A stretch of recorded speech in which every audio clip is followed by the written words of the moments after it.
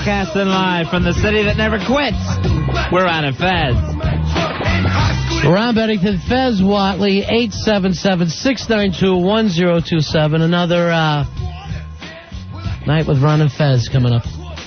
Good boy. It was somewhat interesting for us to have a chance to watch TV last night, see the Letterman show today, Regis and Rosie O'Donnell, and seeing all these poor people doing the same kind of show, their first show back that all the WNEW hosts did Tuesday night. Yeah, exactly. It was very, very interesting to me. Exactly a week ago, we all had that emotional state. Right. And of trying to make sense of anything. And going, oh, do we not play the opening anymore? Right. Should we have jokes in the show? And, you know, here's what I was yelling at my TV. Great. That's real great of you, Letterman. Fez and I have already done 30 hours. Mm-hmm. And without Dan Rather and Regis to help us along.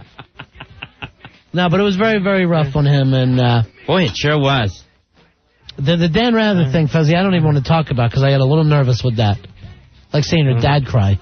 Yeah, Dan Rather breaking down on more than one occasion on the Letterman show last night. It made you think, oh, my gosh, I hope he doesn't do it during the news. It made me think, there's no possible way we can win this. Why would the man be crying? That's how I felt. Don't let Dan Rather get to you. I've said that to you for 100 years now. That's how I felt when Bush teared up last week.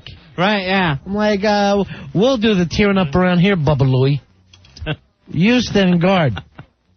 You know, and it was very interesting. Who's the guy who comes on after Letterman? Craig Kilborn. Oh, he was a mess. Oh, was that show rambling? Yeah, he was an absolute mess. He tried to say something, and I guess he tried to be profound, and got stuck in it, got stuck in a loop, and he got talking in a circle of, should we do the show? If we do the show, should it be funny? If we do the show and it's funny, is that disrespectful? Should we do the show at all? And he couldn't get out of it. Right. We're going, what are you talking about? And I'm thinking, I know there's writers in Hollywood that could have, you know, jotted down a few things for him.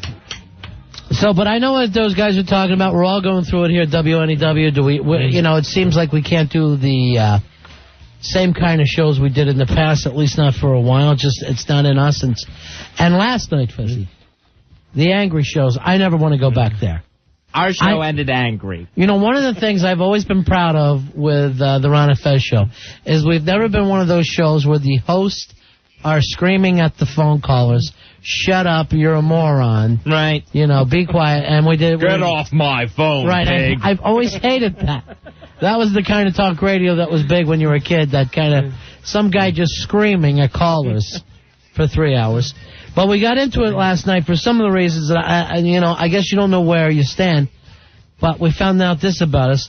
We're not very comfortable with callers thinking this is America's fault or saying the phrase, well, we've done this to other countries before. Yeah, that kind of hit some chords around here.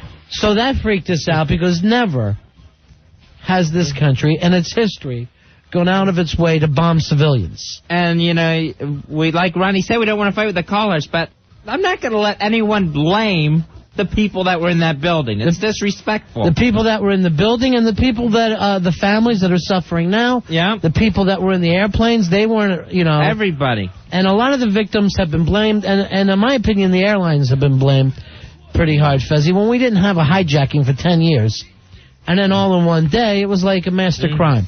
So that kind of flipped us out, and I don't want to, you know, I don't want to get into the big debate, but that kind of stuff we're tight about. The other thing is, while we're saying to guys last night who are leaving to serve in the military, who're saying I got called in, having people call up to act like we need to drop this thing because if we do anything back, the terrorists are going to strike again. Here's the thing, folks. They're going to strike again anyway. And they already struck. Yes, they did strike. I don't know what anyone else is waiting for. Yeah. You know, to say bad things could happen. Well, look, turn on your TV sets. Bad things happened. What are we worried about now? Walmart? Yeah. So those were the two things that just flipped us out when some people... Here's the other thing about our show, I think, that's different from some of the others. It's dark when we're on the air. It starts to get night, and some people find themselves a little more nervous. I understand that completely. And I'm going to try to be more understanding. Fez is going to try to be more understanding. I am. But it's not like, we're not all in this together. But how anyone, Fez, thinks it's the U.S.'s fault. All right, that one I got to move on. I know. Now I'm done with That'll just make you Captain Insano. And in the meantime, I do apologize for, just yelling, which is ridiculous. And it's not really what I set out to do with my life. So all right, here's... we're going to attempt not to do that. Right. In the next 3 hours and 50 minutes. And we're going to attempt to be funny wherever we can with this show again, like we used to do. I could drop my pants. No. Let's not go that far. 877-692-1027. Here's from RonFez.net, the message board. Here's our buddy Pantera. Pantera, how you doing, pal? Hey, what's up, guys? Hey. Hi, Pantera. Can you hear me all right? Yeah, great phone. Oh, yeah, thanks. Hello? Yeah. Yeah. All right, well, I was reading the message board, and I believe it was F Me Boobs had a post calling Ground Zero Ground Hero, and I just think that's such a nicer way to put it. All right, so we call Ground Zero Ground Hero. Yeah, it's such a nicer way to put it. All right. Pantera, let me ask you this. How's the mail moving? Well, my days off were not my days off. They called us in. The day it happened, we were checking for bombs and everything else. It was a crazy place. It was a madhouse. For anyone who doesn't know, Pantera is postal. Yeah. All right, so you now want to call Ground Zero Ground Hero. That's right. I'll let Fez handle that one, Fez. All right, I will carry the mantle for that one. All right. All right, guys. Thanks, Pantera, and thanks, F Me Boobs. All right, so... I didn't think F Me Boobs would ever have anything profound to say. And look, I stand corrected again. You do stand corrected again. Again. F Me Boobs is a leader in this whole situation we're going through. Starting the Ground Hero campaign. Here's Andy. Andy, you're on the Ron and Fez show. Hey, guys. I just wanted to call up and say that I've listened to the show the past few days. You guys know WNEW. And I lost my dad in Tower 2. I'm so sorry to hear that, my friend. It's awful, Andy. We were both huge fans of the show. He was battling depression for the past few years, but he loved you guys and he loved WNEW. And you guys have been really professional about it. And you guys have done a great job, I think. And we can laugh again, Yeah. We definitely can. It's the way he would have wanted it, so. Thanks you a guys lot. You guys have really done great. That's why I just wanted to let you guys know that. Thanks, my friend, and I'm so sorry for your loss. Oh, thank you very much. All right, take care. Yeah, you too. All right, sit. Bye-bye. 877-692-1027. Adam. Adam, you're on the Ron and Fez show. Hello, Adam. Hey, what's up, guys? I haven't heard much of you since you guys left daytime, but I heard you last night, and that pizza sandwich line you said? Oh, yeah, that I was eating pizza sandwiches. I'm still laughing about it today, and I haven't laughed in about a week. I literally, Fez, the amount of weight I put on over the last 7 days has been frightening. I went to the grocery store today. I'm checking out. I look in the cart at the market, and I go, there's not one bit of real food in here. Right. There's not one thing that doesn't have a name that rhymes, like ding-dongs or something. You guys should market pizza sandwich. It seems like we're heading that way. I don't know what... Ring-dings. I don't know if anyone else ever nervous eats like that, but I've been incredible. Today, I went to Central Park just to walk like a normal person. Not to, exercise, walk, or run, but just to actually stretch my legs like a normal person would do, walking from one place to the other, away from food. It's now a special occasion to have normal human function. Right. Physical function. Thanks, Adam. All right, guys, later. See you, Take buddy. care. Now I'm starving. No, I'm starving, too. I'm just starving through this. Hey, Mike. Mike, you're on the Ron and Fez show. Hello, Mike. What's up, guys? How are you? What can we do for you tonight, buddy? Listen, I got to make a point. I tried to make it last night. I couldn't get on. Okay. Where are Al Sharpton and Jesse Jackson? And why aren't they helping? And why aren't they out helping the people? Where are they? You know where they are? Hiding. These guys are united and getting everyone together. Where are they, and why aren't they helping us? It's a great debate. I don't know. Maybe they have been doing stuff. There's a lot of people that are doing stuff that aren't on TV. I mean, I'm just upset that they're only for one thing, and that's keeping us segregated. Well, I don't know about that. We're supposed to be united now. Yeah. After World War II, everybody was together.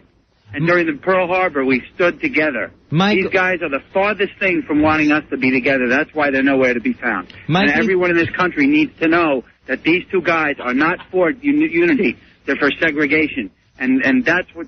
I'm so saddened about this thing, but I really need to let you guys know that these two are nowhere to be found because they don't want to be a part of uniting together. Thank you, Mike. Mike, one thing we learned in the past week was you can't accuse anyone of not being there because we don't know what everybody's up to. That's right, true. I mean, you haven't seen... We had several calls last week of, hey, what's this person doing? And it turns out that company had donated $1 million. And did you guys see Letterman last night? Have you already talked about that? Yeah, we watched Letterman last night. It's unbelievable. Yeah. It's just fantastic that he took the time out to praise the people that needed to be praised. Yeah. Guys, I love you guys, and keep up the good work. Thanks, Hi, buddy. Mike. But, yeah, you don't know about, we haven't seen Mike Bloomberg or any of the other guys, but that doesn't mean they're not doing a lot of stuff. It just means they're not on TV. I'm not very comfortable getting around accusing people of not doing enough. Yeah, because you just don't know. Here's Jen. Jen, you're on Ron Fez. Hi, Jen. Hey, guys. How you doing? Hi, baby. I just wanted to, first of all, commend you for everything that you're doing. You're doing a great job. I love you guys normally, and now I just love you even more. I wanted to say that if there is anything good that is coming out of this, it's the unity that I've been seeing. It's people smiling at each other when they're walking down the street. And the millions of American flags. I'm in Jersey. And literally everywhere you look, there's a flag somewhere. And I just think that that's a really great thing. Here's the thing I worry about with that, Jen, and I think it's nice, too. Is it something we can sustain over the long haul, or maybe should I not even think that way, Fez? Right, yeah. I hope so. I mean, I really hope this wakes people up and teaches them something, and it's very unfortunate that it takes this for that to happen. All right, thanks, honey. Bye-bye. All right, bye-bye. I've been talking to more and more strangers on the street. Me too. I was in a long conversation with a woman on the subway today where she had all these theories. I mean, you never talk to people. I told you not to talk to people on the subway. You never do, right? She ends up taking the New York Times out and showing me these theories that she has about that we're giving away too much information. Huh. And then finally I was going, where are you staying tonight? She's like, it's not like that. She wasn't hitting on you, Ronnie. How do I know? If she's worried, she should read the Post. I thought, oh, God. I thought there was an opening. I went for it.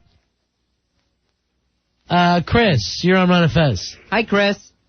Hey, Ron Fez. What's happening? How are you, my friend? Good, good. I'm a volunteer fireman from New Jersey, and I was in the city Sunday night through Monday morning, and just the way the people were acting, I mean, towards one another. People were walking up to me, shaking my hand, telling me, good job, good job. I mean, it meant a lot. It's really brought everyone together. I just wanted to say, If nothing else came out of this, the normal citizen has learned what cops and firemen and EMT guys actually do for a living.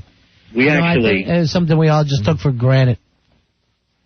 It was just great. Everyone was so good to one another, cops and firemen, working together. It just really meant a lot.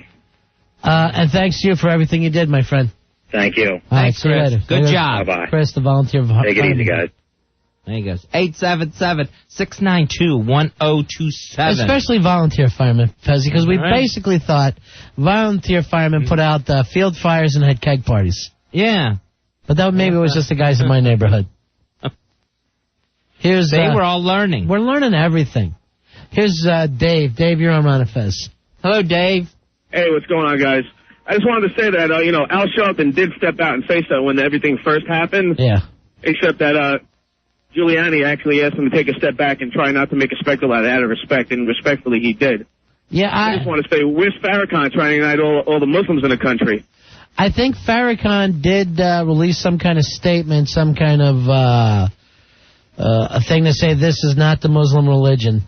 Oh, I know. Also, I wanted to revert back, the Full Metal Jacket on today's Holy Day now. Yeah. Watch out, the Vietnamese, the Gooks, they're not going to attack on the Tet holiday. Today's the Jewish New Year. We got to be careful about that tonight, too. Yeah, that's true, my friend. What year is it? We got to be careful every day. What year is it? True. Irish Loja. Are we like 50, 55? Are we here? 50, 55. No. I think we're in the 5,000s. Is it that late? Yeah. Already. I'm still writing 4,000s on my check. A lot of people writing in, people saying that Reverend Al has been raising money in urban areas. He was down in Harlem the other day. You know, I'm sure that, you know, just about every American's been doing something. I just hope he's not binge eating like us. He's going to put all that weight back on that he lost during the soup hunger strike. All right, Scott says, did I just hear Pantera, this is all in the instant feedback, declare Ground Zero as Ground Hero? If this is true, be aware that Archbishop Egan made that statement on Sunday night at the 5:30 Mass. All right, Pantera. So don't, you know, Pantera, if you're going to steal, don't steal from an archbishop. Please.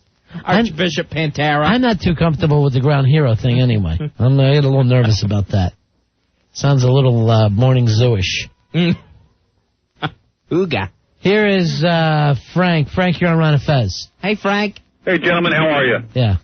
Hello? Yeah, what can we do for you tonight, believe Frank? me, the U.S. will exact their retribution against these pernicious terrorists. It's going to be a long, drawn-out affair, but they will ultimately be victorious. You know, one point I disagree with you on, and I'm even reluctant to say it because nothing could ever justify unwarranted evil attacks against civilians. But you really don't know your American history. If you look at how we killed a lot of the American Indian civilians, you ever hear about the relocation of the Indians from the Georgia Territory marched to force 1,000 miles, men, women, and children? Yeah, all right, okay. Let's go back to American Indians. I was actually speaking kind of modern history here. No, absolutely. But the bottom line is it's still unconscionable, and any civilized person would never kill civilians. Right. And the U.S. is going to have to be committed to funding our intelligence agencies overseas, fostering these alliances, and we're going to have to wipe them out. But it's going to be we have to be very vigilant and just be patient with the government, okay? God bless America. Thank you very much, Frank. Bye now. There you go, Frank. Here is... no one's yelling at anyone. Yeah, we're being all good about it. See? Here's Steve.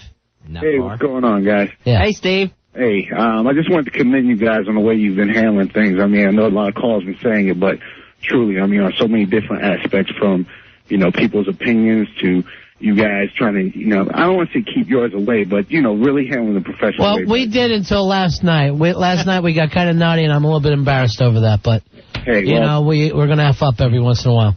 Yeah. You had a call the other day, I mean, a couple of calls back, talk about Reverend Al. Yeah.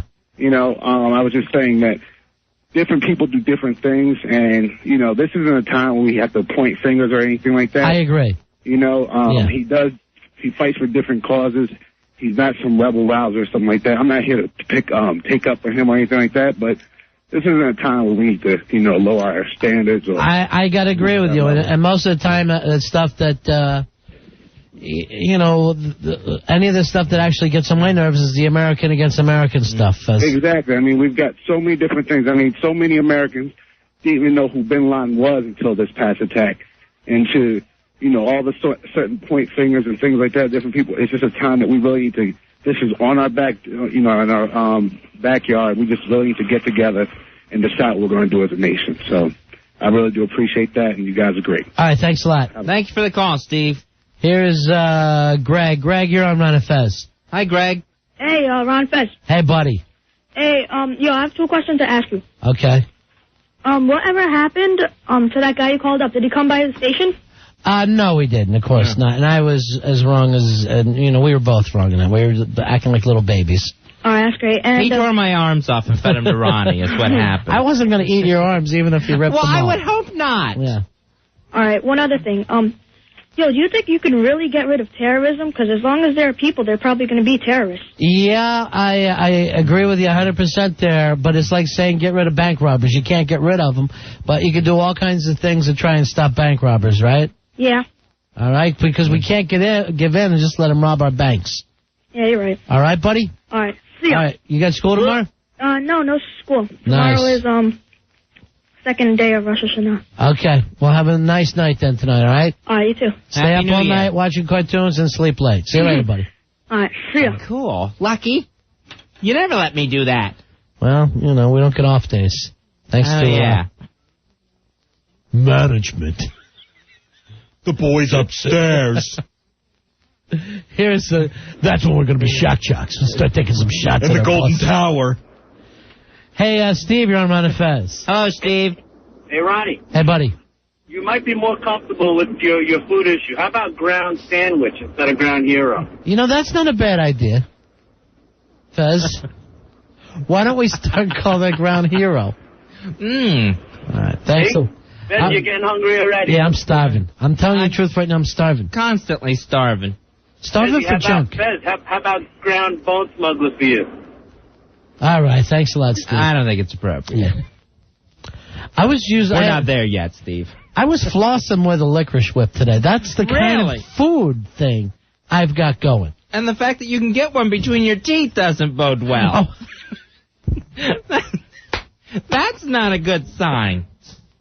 You had to turn it against me. Here, I tried to finally work a little joke into the show. Have some fun. Fez turns on me. Here's Mike. Mike, you're on Ron and Fez. Hi, Mike. How you doing, guys? Buddy. You know, I just want to talk a little bit about the fact that, you know, Bush is calling up 50,000 reservists recently, so I hear. Yeah. And, you know, when you have the missiles and you have the bombs, and you, obviously you know something's brewing. I mean, we're going to go after these guys. You know, why not hit the guy from the air, demolish everything, and then just send the ground troops in to clean up the mess? Maybe that's what he's doing, Mike. You don't know, right? Yeah. I mean, it just seems senseless to hunt this guy down in the mountains of Afghanistan.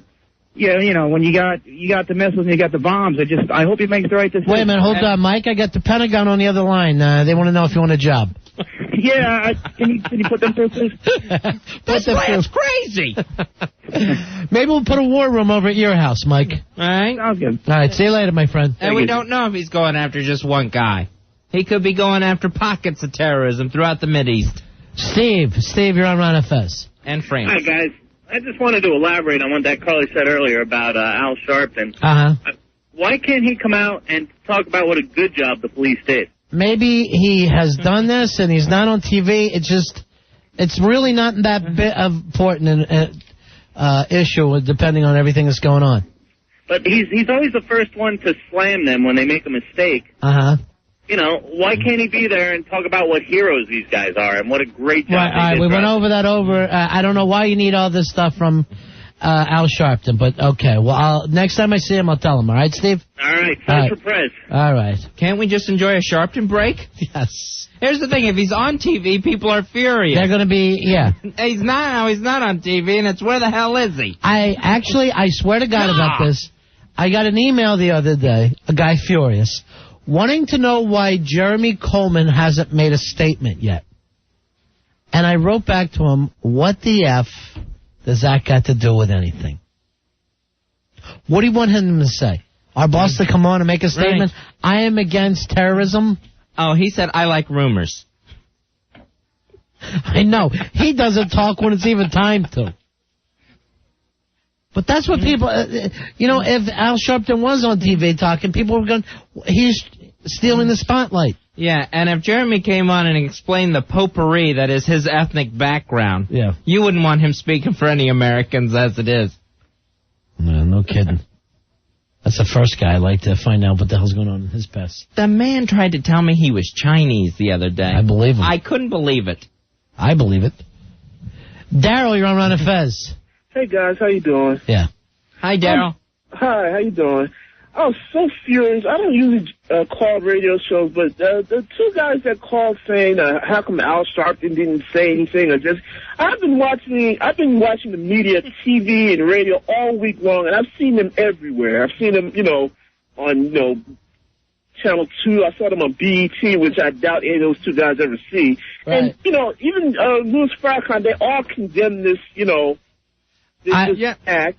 And they all complimented the police and the firefighters and everybody. I got to tell you, I've not been a fan of Giuliani's, but last week he's done a terrific job because this really, hit his heart just like everybody else. Right. I agree with you. I don't think any New Yorker, let alone any American, thinks that this was a good idea. Right. And there's not enough time on TV for everybody to come on and say it's a bad idea. We all get it.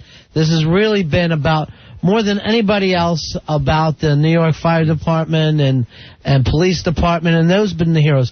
I don't suddenly need all our normal kind of celebrities and well-known people on TV right now. I could use a word from Kitty Carlisle. I don't know if, we suddenly need to find out what Justin Timberlake feels about this situation. We could all take a break from that. Thanks a lot. I got to tell you, you two guys have been doing a great job this week. You're great. All right. Thank you, my friend. All right. All right. Now, Billy, that'll be the last Al Sharpton thing that we deal with. We said it from the beginning. All right. Here's Tom. Tom, you're on Run Fez. Hi, Tom. Hey, what's up, guys? Hey, buddy. Yeah, just real quick, Ronnie, when you walked in the park, did you have a bottle of water with you and a white towel over your head? And Why is that? what I want to get to is, like, Madonna, for instance. Yeah. I don't know if you read, she gave a concert, and she, in the part of her concert where she shoots somebody. Right. Actually, she didn't shoot him. She laid down her gun, and she hugged him and said, "We need peace."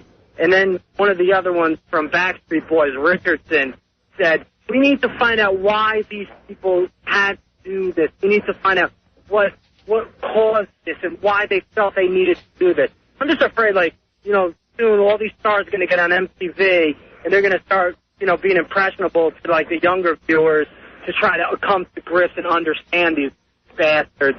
It's just pretty much, it's making me sick to my stomach. And for all the pussies out there that don't want to fight, then, just go jump off a goddamn building or something. Thank you. Yeah, all right, thanks. Thank you, Tom. I watched that Madonna HBO special. Yeah. That show made no sense anyway. Yeah. That stage show is complete Dave's insanity sauce. So if she did change it up, I wouldn't have known the difference because she is Mrs. Captain Insano. I go to her for all my political talk. I want her to break the news down for me. At one point, she was dressed like a giant bat. So let's not have, put too much credence in there. And we didn't listen to Justin Timberlake and his views before this happened. Right. So we don't have to worry about what he's saying now. But I am looking forward to this We Are the World 2 thing. Oh, God. With him, Mikey Jackson, Brittany, that whole gang. Hey, Frank, you're on Ron Fez. Hey, what's up, Ron Fez? Hey, Frank. It's a misconception. Everybody's trying to say, well, let's just bomb them, let's airstrike them, and a lot of people don't realize it's like finding a needle in a stack of needles. You can equate it to the war on drugs. I mean, we can't just say, hey, let's go bomb the Bronx and get rid of all the drug dealers. You know what I'm saying? Not the Bronx is like the drug place, but I'm just using it as an example. Bomb it's impossible. No, I'm saying it's impossible to just bomb somebody because they're in like 40. They're all over the world. They're even in our own backyard. I mean, that's the scary part. We can't just bomb them. We have to go through with a fine-tooth comb. That's why we got the right guys doing it, and we do need a little bit of patience. And one of the things last night, I'm not going to, I don't ever foresee me laying into the military over this stuff, especially until we know what they're doing, Fez.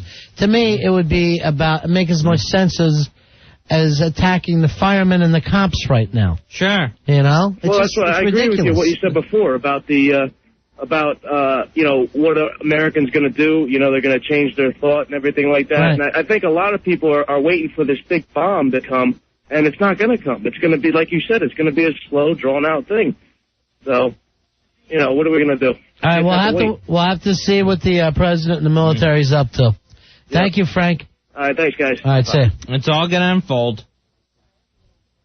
We'll find out when it's time for us to find out. I did see something. I forgot where this was. Maybe it was in the Drudge Report, which I hate when I'm getting news from there because it could mean anything. But I think the Pentagon said, hey, we're going to be very secretive about this. Don't think that we're going to be on the news every time we do something. Sure. Like in Somalia when the CNN reporters met the troops hitting the beach. Yeah, we can't do that type of situation. And if I get one more news report telling us that we can't beat Afghanistan, they literally said there's no way to beat them. How do you know? They suck. We can beat them. 877-692-1027, Ron and Fez Show. Ron and Fez, 102.7 WNEW. Ron and Fez back with you at 102.7 WNEW. 877-692-1027. New York looking a little light today, Fez, when you're out on the streets, when you're looking around. And we'll get to that a little bit later. of places that if you get the chance to come into the city this weekend, you need to go check out, because this is not New York's fault. This is an American problem. Don't be afraid of the city. The city is hopping.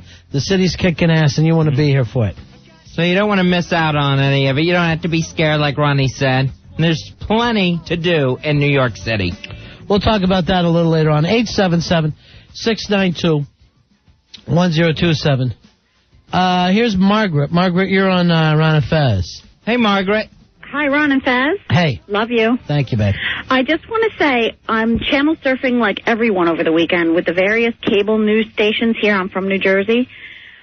Chuck Norris, the Karate Guys, Walker, Texas Ranger. Sure, we all know Chuck. Shows up as a commentator just to give his angle on the whole thing, wearing the most horrific brown wig I've ever seen, looking feeble, and his comments were totally feeble. He was promoting movies that he has done with terroristic angles. In fact, he has a new movie of the week coming up promoting, terroristic angles. And then he says, very articulately sarcastic, black is bad, white is good. This is a black and white issue. And I thought to myself, who is he commentating for? Well, I don't think he means skin color. I think he's just saying it's a black and white issue. I understand that, but he took us back quite a few years because we've already covered that. Yeah, believe me, any white person wants to just dive in a crowd of black people and hug them right now. Now you're like, oh, thank God it's black people. I really think he went on there totally unprepared with what he was going. If anyone has tape of that. I will have to check it out, but it's one of the reasons why I think, and I'm, I don't know whether I want to see this, bring all the stars together for the telethon. Oh, God. For the Cringe Fest telethon. Because here's the thing, at this point with the news going 24 hours nonstop, they've always had trouble filling the cable stations. Now they're handing anybody a microphone. All right, thanks a lot, honey. Okay, honey. All right, bye-bye. One thing they asked Chuck Norris about, they said, do you think, the use of nuclear weapons or airstrikes or ground troops? And he just kept saying use karate. No. And that's not going to work. He's saying that you have to use their energy against them, which is smart. Their weight. Right. Yeah. That maybe if we build the towers again, but they kind of move when anything runs into it. They're falling backwards, and they kind of flip the planes off them and into the East River. Just kind of a sidestep. Oh.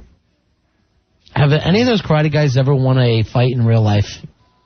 No. No. Okay. They're out there flipping each other in their pajamas. Here is Jody. Jody, you're on Fez. Hi, Jody. Hi, how are you guys doing tonight? Yeah.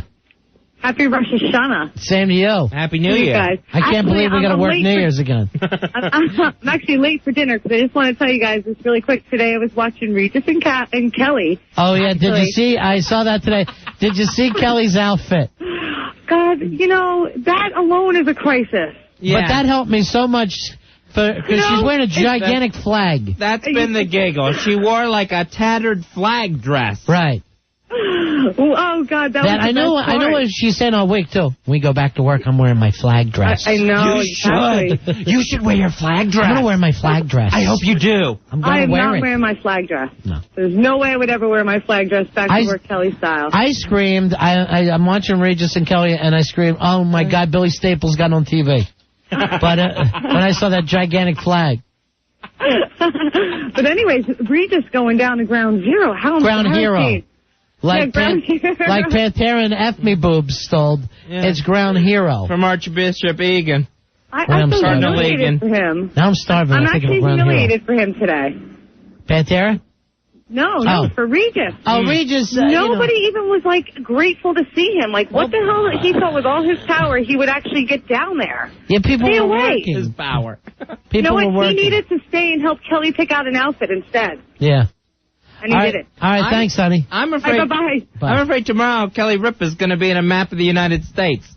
There's something about her I love. I don't know what it is, but I just think she's adorable. And nutty as can be. It's not fair to expect anyone to react any way than they actually are reacting to this tragedy. Yeah. I just thought Regis would be more broken up. The way he loves New York so much. I didn't get the reaction I was expecting, and it's not fair to expect anything from anybody. And he just seems to be a...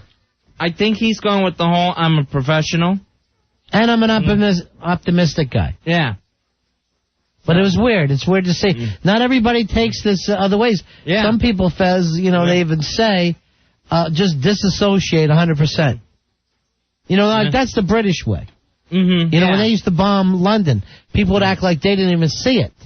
That was their way of dealing. The stiff upper lip. Right, which I never understood. I'd rather scream, run down the street. That's the only way I can deal with things. Here's Jay. Jay, you're on the Ron and Fez show. Hello, Jay. Hey, good morning, boys. What's going on? Oh, morning. It's morning for me. Sorry. I want to thank you guys. I'm a paramedic. Unfortunately, I was there the first day and saw a lot that day. At Ground Hero? Yeah. It's Ground Hero, yeah. I saw, I want to thank all the volunteers, especially, and I was very surprised to see him, what's his name, Mike Imperioli from The Sopranos. I heard that he was down there helping. Yeah, that's his neighborhood.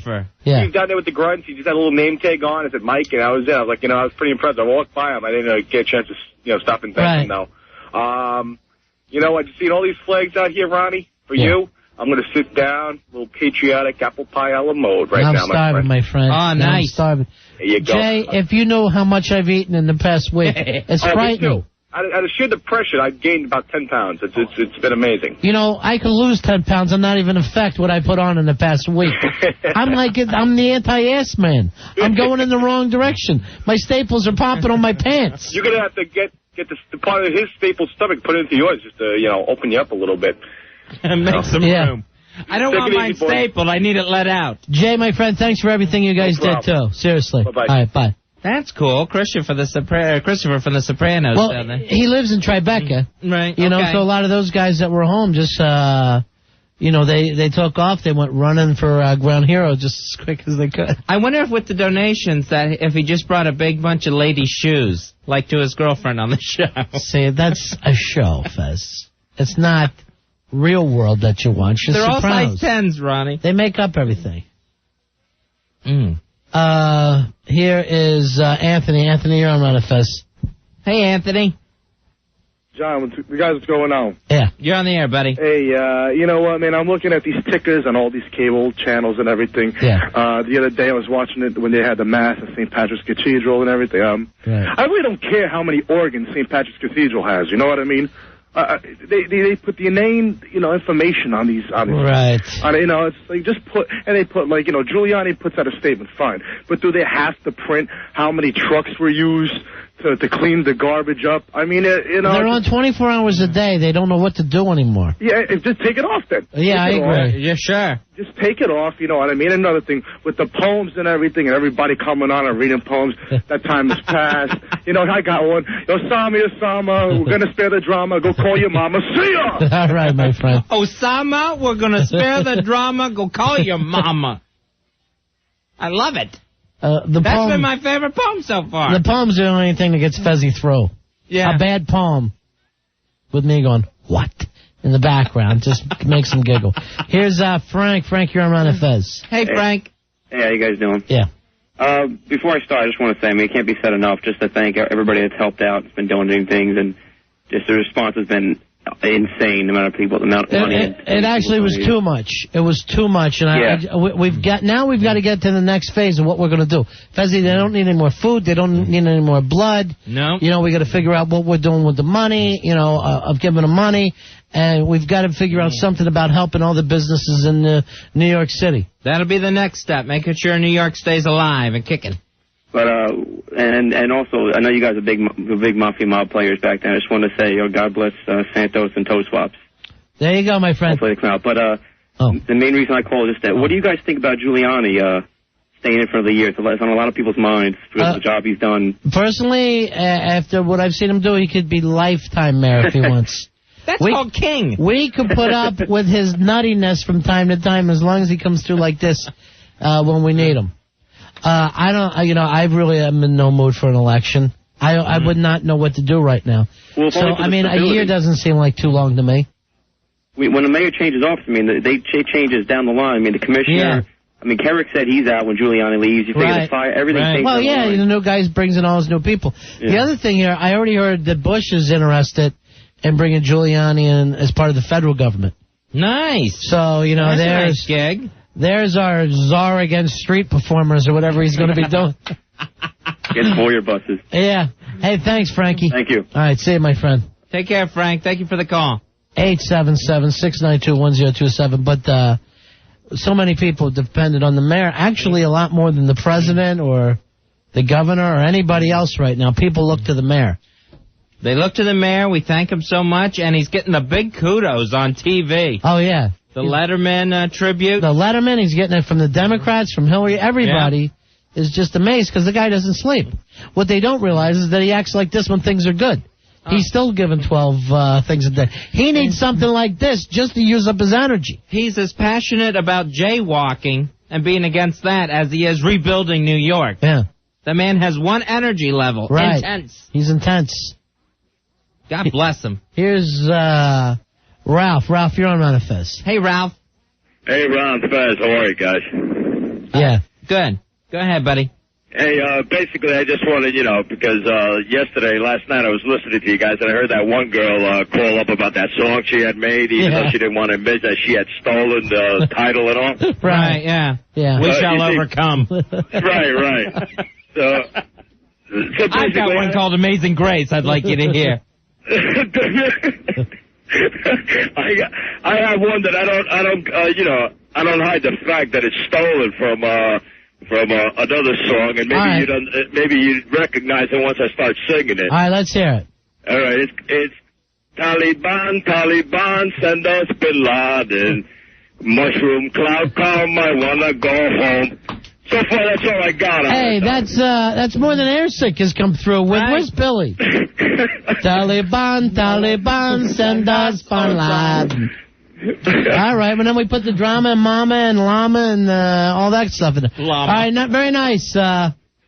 Thanks a lot, Ralph. Thanks, guys, man. I love you guys. Sit. Hey, Ralph. All right, so far that's my favorite song, following my favorite poem. Osama, we're going to save the drama. Better go call your mama.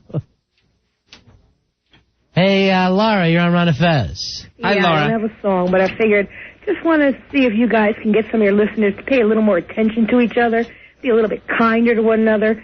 Back here in New York, people are acting on the roads like nothing ever happened. Oh, that's They're not cutting true. people off. Laura, that's Normal not every true. day. You're If they being realize- negative. People are being very, very kind right now. I've In never some seen degree, people nicer. Yeah, they need to be a lot nicer, like I said, because you don't know. The person you cut off and flipped the bird today may be the one that's pulling you out the wreckage tomorrow. They just need to be a little bit more aware. That would be ironic. But you're the one that seems like you have the attitude. You should call with maybe even that same sentiment, but be nicer with it. I'm even going out of my way to be extra nice to people for the same reason, because I might have been guilty of being angry on the roads and stuff sometimes. Yeah. But you see some of these people still out in their own little oblivious world, like nothing's affected them. And Now, it's do you changed think by for being everybody. nice, it's like everybody should be working for you? No. Let you in. Like we're Laura slaves. No, not at all. I think everybody should be to everyone, each other, a little more courteous. Like I said, we don't know when it's going to be me saving somebody's ass or somebody saving my ass, so I'm going to be a little bit kinder to the people around me. All right, bye-bye, honey. Bye-bye. I don't see anyone saving her ass. The head starts to hurt. That's going to be a hero. When I get the head, now I'm starving. And we have to pull her out of a building, and she keeps yapping. Someone's going to turn around and run her back in there. Here's what I'm thinking. Where's the closest Krispy Kremes? Oh. Can we get them hot? All right, here's the deal, Al Dukes. Yeah, Al Dukes. We got to get the Krispy Kremes hot, and at the same time, we need the milk ice cold.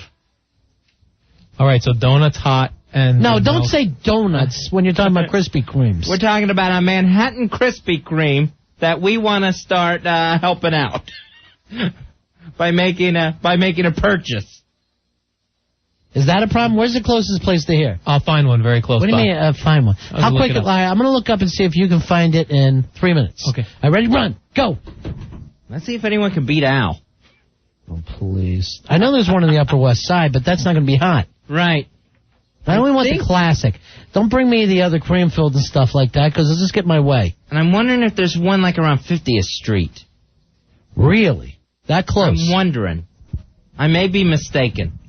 Al, what do you got? I've walked all over Manhattan in the past couple of days. I don't know where I've seen all the No, donuts. Bill, you're not getting blueberry glaze. You get classic or nothing. Right.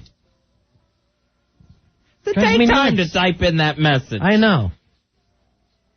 What's he whispering about? He wants red, white, and What blueberry. are you two whispering about? I'm whispering because I have a bunch of addresses, but I don't know what. You know we're at closest. 57th, right? Yeah, but it. So you know 72nd is up on the west side? Yes, there's That's one the on only one I really know. The one on there's one. 72nd. There's one on 3rd Avenue. That's pretty far away. 125th Street. I'd love to send you up there, Al. Yeah, we should send you up there. And there's one in in Penn Plaza. Yeah, I know. Maybe that's where I saw it. I hit that place all the time. Even before the You're disaster. not even taking a train. Even before the disaster. I'll load up on those bastards. Yeah, Fezzy, I think Penn Station's going to be our best bet. More than 72nd? Somebody's going to have to cab it. Yeah. Has anybody got a car here tonight? Did anyone drive in? Billy got Hawk keeps walking the Queensboro Bridge for some reason. It's open to traffic, Hawk. Does Billy got his pimp mobile? The Blues Brothers drove a nicer car. That's funny. Than Billy Staples. That's funny. All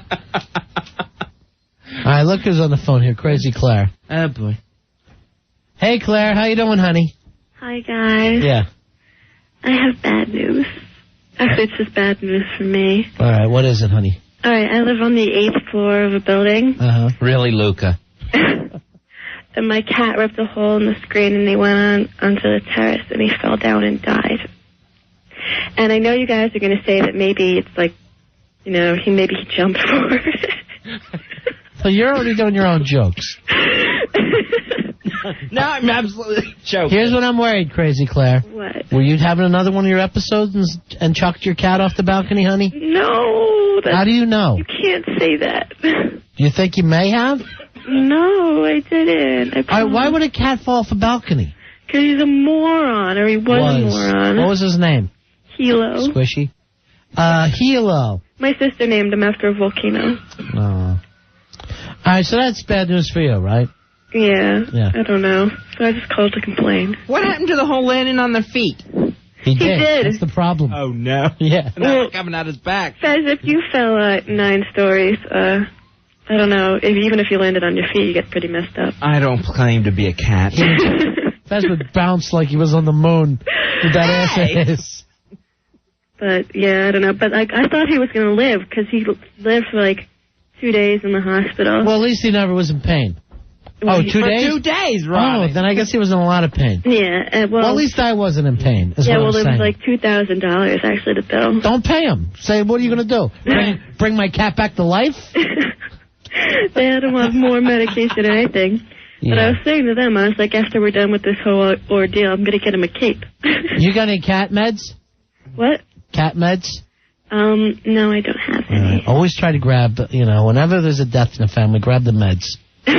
Even I'll just cat take a meds. scratching post if you got it.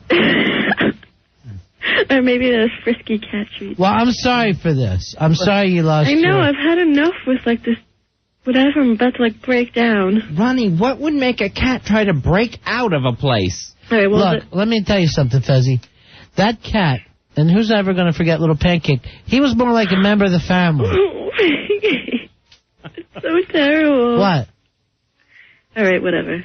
Okay, honey. Well, we feel know, bad for you. Even when you felt crazy, I bet that cat was the one creature you could talk to. He was nice. Yeah. Maybe this will make you feel better. Why don't you come down here and we'll tie you up and cut all your clothes off with a sharp knife? That won't bring Hilo back. Oh, yes, it will. No, it won't. It will? Ronnie, even though I'm grieving, I'm not stupid. Oh, that's true. Well, I'm very, very sorry for your loss, honey. Yeah, that cat wasn't part of some knife act, was it? No. Okay. Are you sure? Yes. Oh, poor Hilo. I don't know why I called. I guess I was just depressed that I felt I guess it's not Hey. it's not short for helicopter, is it? Well, Fezzy. Well, no, actually, the vet said the reason why he may have jumped because he thought this is something called high-rise syndrome with cats where they don't realize how high off the ground they are. Because they only see thing in 2D. I have no idea. Oh. But they said maybe he saw like a bird or something like that and thought, he was going to jump like a couple feet. No, 9 stories. We're all going to miss Flatso. Oh, Flatso. Hilo. That's what they used to call me in like middle school. Flatso? Really? Yeah, I didn't have breasts. Boy, were they wrong. I can't wait to go back for that 10-year reunion. I know. Right. Yeah, thanks, guys, for listening to my drama. No problem at all. I'm sorry about your loss. It's a really rough week for you. I know. Okay, bye-bye. Bye, guys. Bye, Crazy Claire. Poor thing, she lost her cat. Hey, Maureen, you're on Ron and Fez. Hey, Maureen. Oh, hi, guys. Number one, I wanted to tell you that you've got a Krispy Kreme at West 72nd in Columbus that normally delivers, if you order at least 2 dozen. That's nothing. I ain't no hill for a high stepper. What? Now, can we get those? Will they be hot, though? They've gotten them to us hot, and I work on 66th Street. It's at least worth a try. Right. Al? But you do need to address the psychological effect of the trauma. You're eating pathologically, guys. Yes, we know. Yeah. We're eating a path right to Krispy Kreme. Seriously. And I feel like I need something before it gets here. I'll have a glass of juice tomorrow morning. Yeah, to make up for it. That'll help, but it's part of, I think... What kind of juice he's having? Man juice. It's sick. It's part of the healing... Rude! Am I wrong? No. Okay. Go ahead. Going through stuff like this is part of the healing we're all going to have to do over the next couple of weeks and months, because it's going to manifest itself in ways like needing a hug or maybe being angry at somebody on the road because you can't be angry at who you're really angry at. I think that happened to me last night. I think I hit the angry thing last night. I can't be hugged, and people keep doing it to me. And to me, a hug is like acid on my skin. I keep eating like this. It's going to take 3 people to hug me. Everyone deals with it differently. I didn't hear last night, but it sounds like, look, we've all had a really terrible week. Yeah, it was bad. Yeah. But while I'm on, in addition to thanking all of the volunteers and the firemen people, as everyone have, I want to put out a special word for our guys here in Park Slope, because Squad 1 on Union Street lost 12 of its 30 people. Oh, my God. At World Trade Center. Awful. And, they were special to the neighborhood and to the city, and we've suffered a loss that it's going to take a while to come back from, but we're already coming back, so... God bless you. Hey, aren't they doing some kind of memorial service in Central Park this Sunday? I heard tonight that Central Park's memorial service was canceled for some reason, and that they were looking for ways to do it at different locations around the city, quite possibly to break up the fact that you're going to have millions of people trying to come together. But see, that's what I would want to do. I want to be with millions of people eating. I want to see these streets full again. Well, the other night here on Union Street, we had... literally thousands of people at a candlelight vigil for our guys and joining with everyone else around the country. So, the streets will be full again, and Broadway will come back, and the skies will be full again someday soon. Yeah. But it's going to be a healing process. We're going to get there, baby. Thanks so much. You guys are part of it. Thanks a lot, and enjoy the donuts. Yeah, we will. All right, bye-bye. Good night. Good night, Maureen. Al, are they delivering? Is that the deal? No, we've already sent a guy out to go get What guy? Rudy. Rudy, I don't trust. He doesn't have that hot donut thing. No, he knows exactly what he doesn't know. Does he know the cold milk? That we're going to get as soon as he comes back. No, then we won't have them together. What the F is wrong with you, Al? After he went out the building... You know what? That's it. You're fired. The cold milk. No, you're fired. Go. Get your coat. Go to the cloakroom, get your coat and your top hat. You're out of here. They'll all be here at the same time. No. Nothing. Man, Al, if Rudy... You got Rudy walking... Does he know what kind to get?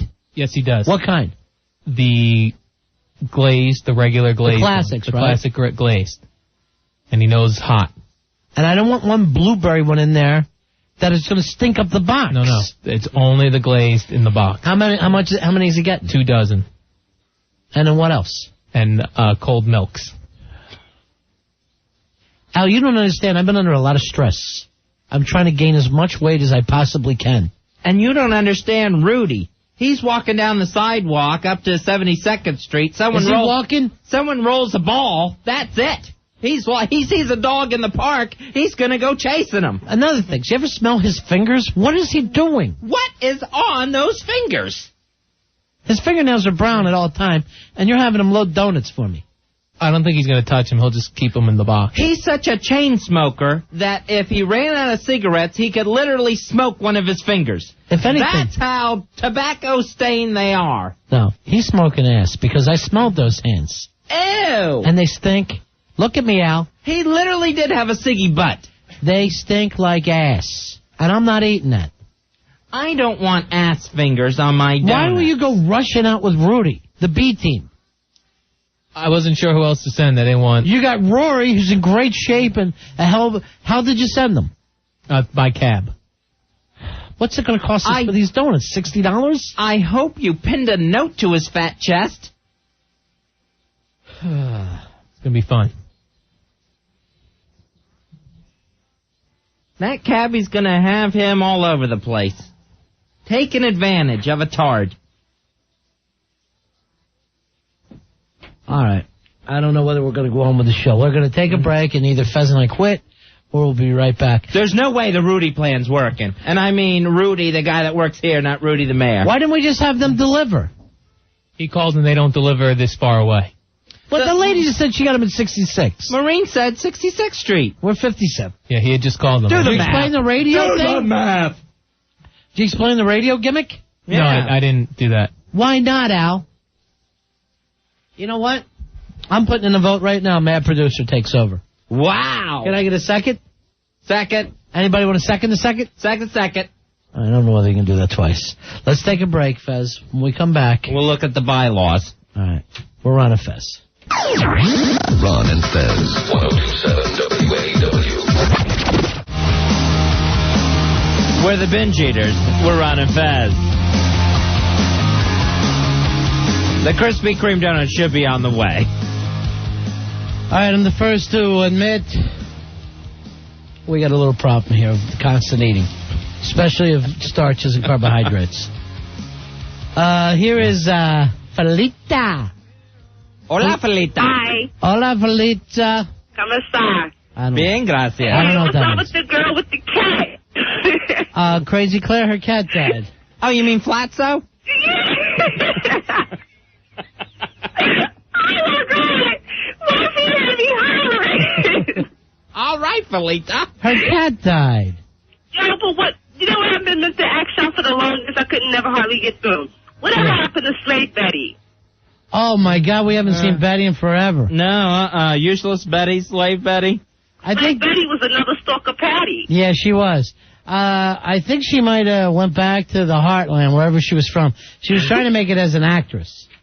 Oh, boy. Yeah. Oh, wow. So how you doing? We're doing good. We're hanging in there. How are you? I'm chilling. You know what I learned today? I think you're doing better since a cat died. I learned this from a lady today. Maintaining. I was laying down. Peace and maintaining. You were laying down? I was laying down and actually heard it. I had to jump up and grab the phone. Oh. I was like, oh, wow. I thought she was going to say something really, really tragic happened. Yeah. And then kind of find out it was a freaking cat. I said, oh, my God. Her cat committed suicide. El gato está muerte. Oh, boy. And you know, Fez, I know you like a buck, seem like. I just know exactly when you get upset. Every time I try to call, I can't get through to tell you to calm down. Yeah. Like these people, you hear my sister? What'd your sister say? She said, I love you, Fez. Aw, thank her very much. Well, y'all have a good night. Bye, honey. Okay, bye. I'll be fine as soon as I get that Krispy Kreme injection. All the ladies love Fez. Steven, you're on the Ron and Fez show. Hey, Steven. Hey, how you guys doing? Buddy. Just got a question about the stars, about even sports people too. Madonna's having some of the concert money go to the fundraisers of Michael Jackson with his song and so on. Why don't they just save time and everybody donate a couple $1 million? You get stars making, I don't know, $10 to $20 million per movie. That's lunch money to them, you know? I don't know what that whole situation is. I definitely don't feel like hearing a song right now. No, that's what I'm saying. Me too. It's easier. Just tell them to write them a check for a couple of million and save the song for another time. Then they wouldn't get that hit. All right, thanks, David. All right. All right, bye. Thanks What for the the hell call, is that Steven. sound? You hear a crazy sound going on back here, Fez? Like a No. little ping. Hawk hears it. I maybe only dogs and Hawk can hear this thing. Al, what was that pinging sound? It better be donuts. It's the fire alarm, but I'm waiting for a message. It's going to tell us what's going on first. From who?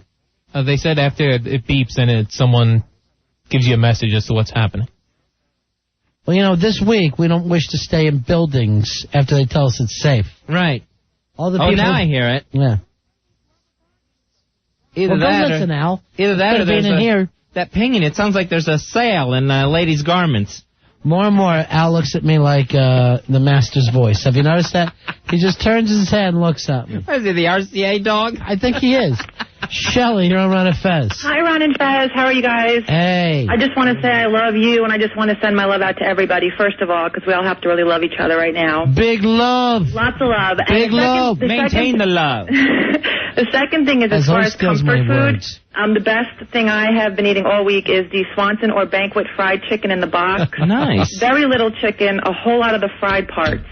And if you bake it, it makes your whole house smell great. And my garbage is just piled high with Shelley, you eating too much, you think? Yeah, you know what? I haven't eaten that fried chicken in like a year. I try and stay away from it. But Yeah. Tuesday night, I was baking it up in my oven, and it's a very small thing to help cope, but it's something, you know? This is going to be my last night of binge eating, and then I'm going to... What? Yeah, I'm stopping after tonight. I'll tell you what, I discovered... But I can't think of anything but those damn Krispy Kremes. Shelley, you don't even want to hear what I got into. What are you into? Talk Now, about it. they say this is, on the box it says new, and I don't know how new they are.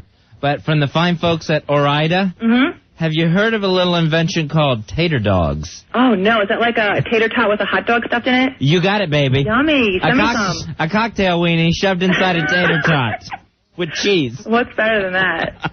Thanks, you guys. See All ya. right. Bye. Bye, honey. I could eat a frozen pork chop right now. I'm starving. Hey, Billy, are you running the phones or is Al? Billy's waving, saying that he is doing it. All right, come in here, Billy. Staples, now! Yes. Are you purposely hanging up on Mad Producer? He hasn't called all night. He said that he's been trying to call, and the screener I has thought been hanging up on him. Not this evening, no. Al, have you been hanging up on him?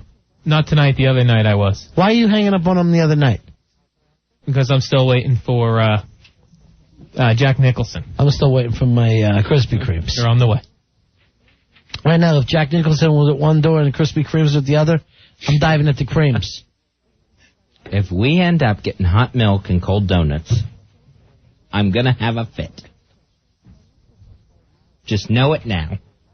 What's going on in this room? Everybody's running around like surgeons. What the hell's happening? What's the crisis this time? They're looking to see what happens if the fire alarm goes off and tells us we have to get out. Then what do we do? I think we leave. Don't we have a guard downstairs? Somebody call him and say the place on fire. Yeah, they're calling down there. We got Morgan Freeman from driving Miss Daisy downstairs. I don't think he's going to rush the fire drill. I'm here to tell you to evacuate. How about one of you guys just run down the hall? See if you smell smoke. Earl's checking it out because Earl said he's the fire marshal here at the station. You got to be kidding me. That it's his duty to clear us out if that's a fire alarm. Well, I don't want... all I want is my donuts. I don't care what happens from there. Well, then have Earl come in and tell us another story about Living Color, the band, and that'll clear the room. People are saying on the instant feedback, why don't we do a remote from Krispy Kreme and see how many we can eat? Oh, don't tempt.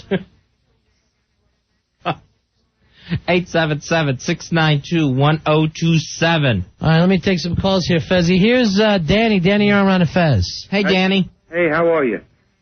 Hello? Yeah, you're on, Danny. Yeah, thank you very much. I would like to thank you guys for doing your job you're doing. You're making everybody give it a shoulder to cry on, and we really appreciate what you've done for us. And I just want to tell everybody, be Americans. We'll get through this together. We've been through this kind of tragedy before, not to this devastation level. But I just want them to know that the Americans themselves, give them time. We will win this war. They're mixing up a cocktail for them and give them something that they've never, ever seen coming. And we will come out of this as strong Americans and be the best Americans we ever were. Thank you, Danny. And I thank you. All right, see you later. All right. Well put, Danny. Fezzy, did you see the wanted poster in the Post today? Yes, I did. Now, is that $5 million, dead or alive? Is that the deal on that? I didn't see a price tag on it. I thought somebody told me that there was a bounty on his head. If anybody knows that, 877-692-1027.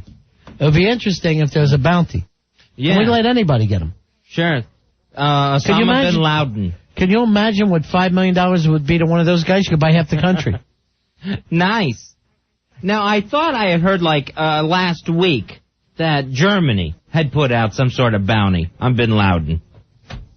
And then I never heard it again. There were so many things that you heard in the news and didn't know what was right and what was real. Oh, yeah. The news has been crazy. Mm-hmm. Al, what have we found out? Is the building on fire? Nothing yet. They said just keep listening for more messages. Why messages? Is this like a joke thing? No, it's not a joke thing, but I called down there and they said, please just listen to the messages. Would you tell them, please, that we've been through 2 big towers exploded a week ago and we don't like to listen for messages? We like humans to tell us whether their fire alarms are false or not? Okay. So when the fire alarm goes off in this building, you have to wait for the recording. Yes. How does the recording know what the situation is? I don't know how that works. Me neither. All right, Andreas is telling me, Fezzi, the FBI reward for information leading to the arrest of bin Laden is now up to $5 million. Okay. So there's $5 million there. That's a lot. Coming from the Federal Bureau. Let's see. Here's Kyle knows all the things. Here's Kyle. Oh, hold on. Kyle, you're on Run of Fez. Hey, Kyle, go ahead, buddy. Hey, according to the FBI top 10 list, the most wanted list. Yeah. Not top 10, that's David Letterman. His reward is $5 million. Now, has it always been like that? It was like that before the World Trade Center bombing. Okay, because he's been on that list for a while. He's been number 1 on the list for a couple years. All right, thanks a lot. No problem. All right, bye. So maybe we can get this up to $10 million. That seems easy enough. Or what if we do something like we have the $5 million plus you get a date with Britney Spears? Maybe that was something she'd like to give to her country. Right. If they're looking to donate, if the stars want to come out this weekend on their telethon. Let the stars come out this weekend. That would be nice. That's something Britney could donate. We add to it a little bit, you know? You golf with Tiger Woods. Maybe Tiger wants to be part of this. Hey, Britney Spears still has that virginity. She's always waving on a flag. Maybe that's something you put up. All right, here is Linda. Linda, you're on Run of Fez. Hey, Linda. Hi. I hope you guys are safe because I love you so much. I hope nothing happens to you tonight. Yeah, it won't. I want to know, I want Fez to describe it. Why are Krispy Kreme donuts so good? I have never had one. You don't know what you're missing. You've never had a donut then. And they got to be hot, honey. They got to be the classics, and they got to be hot. The classic glaze. It's just a regular glazed donut. It's the classic Krispy Kreme. They come out of the oven. Usually the Krispy Kreme stores have a light in the window, so you know when they're hot. And what'll happen is they got such a sweet, great glaze to them that they'll actually, as you start to eat them, it'll crack ever so slightly. Wow. And it literally starts to melt in your mouth, too. Uh-huh. And the donuts are just so hot and fresh. It's just... The dough, it's like eating just a birthday gift. Everybody raves it's eating about a Christmas present. Yeah, they're the best things ever. I'll have to come to Manhattan just to have it. Yeah. All right. Well, I hope you're safe. Have a good night. Thank you. Bye-bye. Bye-bye. It's the perfect combination of sugar and dough and warmth. And friedness. Yeah. Don't get them cold, though, because they taste like a brick then. Oh, yeah. Then it's too late. And if this Rudy comes in here with cold donuts and hot milk, Fez, I know. I'll eat them. But I'm not going to be happy. I'll eat them because I'm going through a bad eating thing right now. Yeah, these donuts, binge eating. You get them hot, they're nice and soft and squishy, and they're delicious in your mouth. And after they cool up, then they're just another donut. Hey, Ed. Ed, you're on Ron and Fez. Hey, Ed.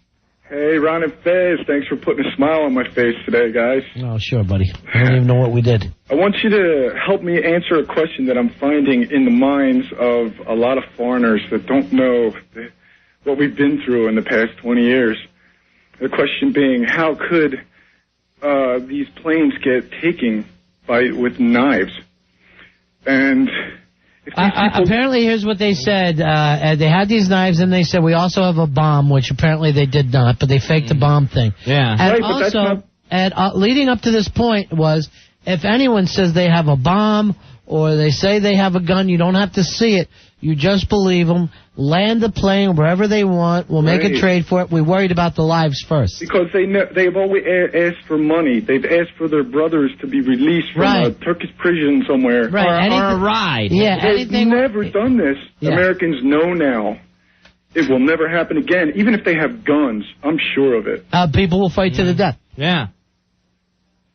People will fight to the death, my I friend. heard this question being asked between foreigners that, between themselves, not asking to me personally, but I want to get that answer out there because they just don't know what we've been through. We've been hijacked so many times. Well, it's actually the first time in 10 years, and then 4 all in the same day. Right. So, everybody says that the security was lax. I never saw it personally. I have to tell you, to me, it always felt like a pain in the ass. Well, that's going to be a bigger one. Maybe I'm glad. If I can't join the Army, maybe I'll try and get a job as a security personnel, huh? Yeah. All right. Whatever you need, buddy. Thanks, my friend. See. Here's the mad producer on the line right now, Fezzi. We haven't talked to him in a while. Last time we talked to him, he's never going to talk to us again. And apparently he's been calling nonstop and having trouble getting through. Yeah. Mad producer, how you doing? What's up, guys? Stop saying not calling. I have nothing against you guys. Just Al Dukes is just a moron. So I have nothing. I love your show, and I would do anything for it. Oh, wow. See, we didn't know that you felt that way. What? We didn't know you felt that way. Yes, I do. Listen, I'd like to clear something up. On Thursday night, I was personally at Ground Zero, and I was so moved by what I saw that around 9:30, I called in, and I said to the screener, listen, I'm at Ground Zero. I'm right across the street from there's the Burger King that they were using as an NYB staging area. There was a couple like volunteer firemen just hanging out, relaxed, trying to relax. They were eating some sandwiches, whatever.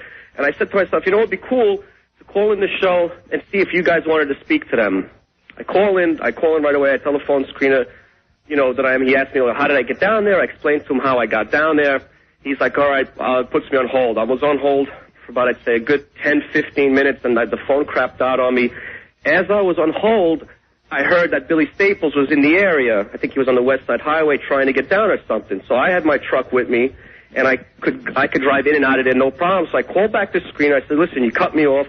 Here's what I'll do. I gave him my cell number. I said, give my cell number to Billy. Have Billy call me. I'll come out. I'll pick him up. I'll get him into Ground Zero. He could call into the show, interview some people. I just thought it could have been a really, really nice event. And I just would really like to know why the phone screener was so rude to me, first of all. All right, the phone screener, of course, just so you know this, last night, we ended up hearing from Anthony from O&A that he had to call here 3 times to talk to us. And kept getting hung up on. Yeah. By the screener. Now, the other night, that was you, Al. Yes, it was. Did you know it was Mad Producer? Yes, I did. Did you know that he had this opportunity to get us into Ground Hero, as Pantera calls it? I knew that Billy had a plan, what we were doing with him, and I don't know that I trust the Mad Producer, so I wasn't going to send Billy all over the place to try to find him. Al, I said give him my number, and I was going to go and pick him up and personally drive him in. What was there not to trust? What am I going to do, decapitate Billy? I don't think so. Al? Al, explain this. Why didn't you put me on the phone? Why couldn't you let me put somebody on the phone, some of the true heroes? Al, I am not looking for a dime. I'm not looking for a job. You are incompetent, and you're letting your dislike for yourself and for the listeners affect your job. You're a fool. You should be ashamed of yourself. You put your personal dislike for me ahead of your job during this tragedy. You should be ashamed of yourself. You make me sick. I think we all tried to do that. Al? How do you answer that? I answer that he never told me he was going to put someone on the phone. He just said, give Billy Staples my cell phone number. I'll get him in. No, Al, the first time I called, I said, I'm right on the scene. I said, you said, what are you doing there, Mad Producer? Al, don't lie. Al, don't you start lying, because the one thing I may be a little bit wacky, but I'm not a liar. Now, Matt Producer. Yes, sir. What were you doing at Ground Zero, and how do you get to come and go as you please? Okay, my friend owns a construction company, and he has all of those front-end loaders and all of his heavy machinery. He was volunteering it to the city, so I drove in with him, and just through that. I could just come and go as I please. Now, Al's doing the international J-O signal. Why are you doing the big J like he's jacking? Like you don't believe that he is able to get into Ground Zero. Yeah, I didn't want to send Billy down there not knowing what he meant by Ground Zero. I was gonna go pick Billy up. You said the first phone call was that he was on 6th Avenue or something like Houston. I actually drove down West Broadway in my truck, and I called you back again. Do you remember when I called you back again? I said, did you give my phone number to Billy Staples? All right, let's do this. One second, Ronnie. Yeah. I said, listen to this. Listen to what a liar. Again, I feel like we're using this tragedy for bad purposes. I don't want to do this. No, we're not. Why don't you two talk tomorrow and work something out, Al? Opportunity to bring Billy Staples down there with his beautiful energy, with his love for the country. He could have went there. He could have interviewed these people, and it could have been a really great moment. All right, hold on. Let me put you on hold for a second. We got a call from a prison, Fez. This is Mike, and he wants to talk to us about what the inmates are thinking right now. How you doing, Mike? All right. What's going on, guys? What's happening, buddy? Same old thing. Where are you doing time at? Northern State Prison. Uh-huh. In North New Jersey. What for? Some crazy stuff, drugs. Right. I that don't make you a bad person. Dad is. Huh? That don't make you a bad person. No, I'm almost up. Yeah. Still 5 years. Yeah. I leave next year. Oh. Yeah, but this thing that when happened in New York, that's real crazy stuff. Yeah, it sure is. Yeah, I was listening to the radio when that stuff happened. It's a shame what happened. So we ain't got no TV because right now I'm in seg. Lockdown, you know what I mean, from the rest of the inmates. Why? What happened? I got into a fight with a counselor. Yeah. With a counselor in prison, so they put me in segregation. Oh, so you don't get to know anything. Nah, I just got the radio. Listen to you guys on the Walkman and stuff. Right. You guys are real. You guys been chilling throughout this whole thing so far. You know what I mean? You guys are something to turn to and laugh and everything. Right. You know what I mean? It's not laughing matters sometimes. Here's what happened, Mike. We tried to break you out. Yeah, it's not the same, but. And what are the guys feeling in prison? There's a lot of pain. Yo, hold on. I think someone lit some toilet paper on fire. Boyfriend? No, I ain't doing none of that yet.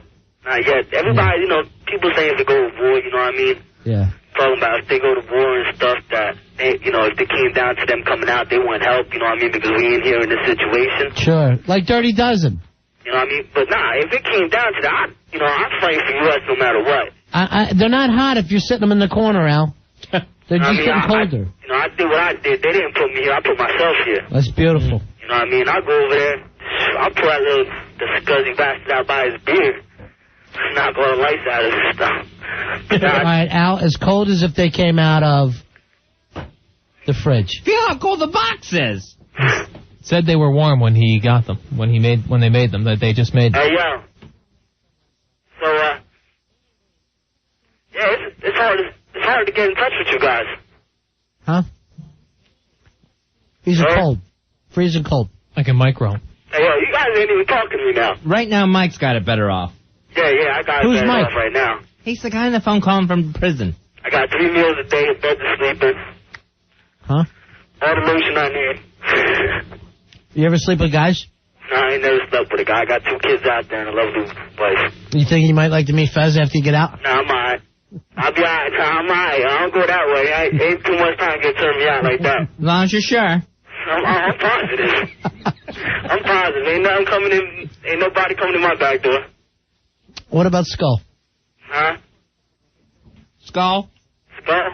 Hanny? No, hey, so now you guys want to bug on me so everybody get a little laugh off on me. But hell no.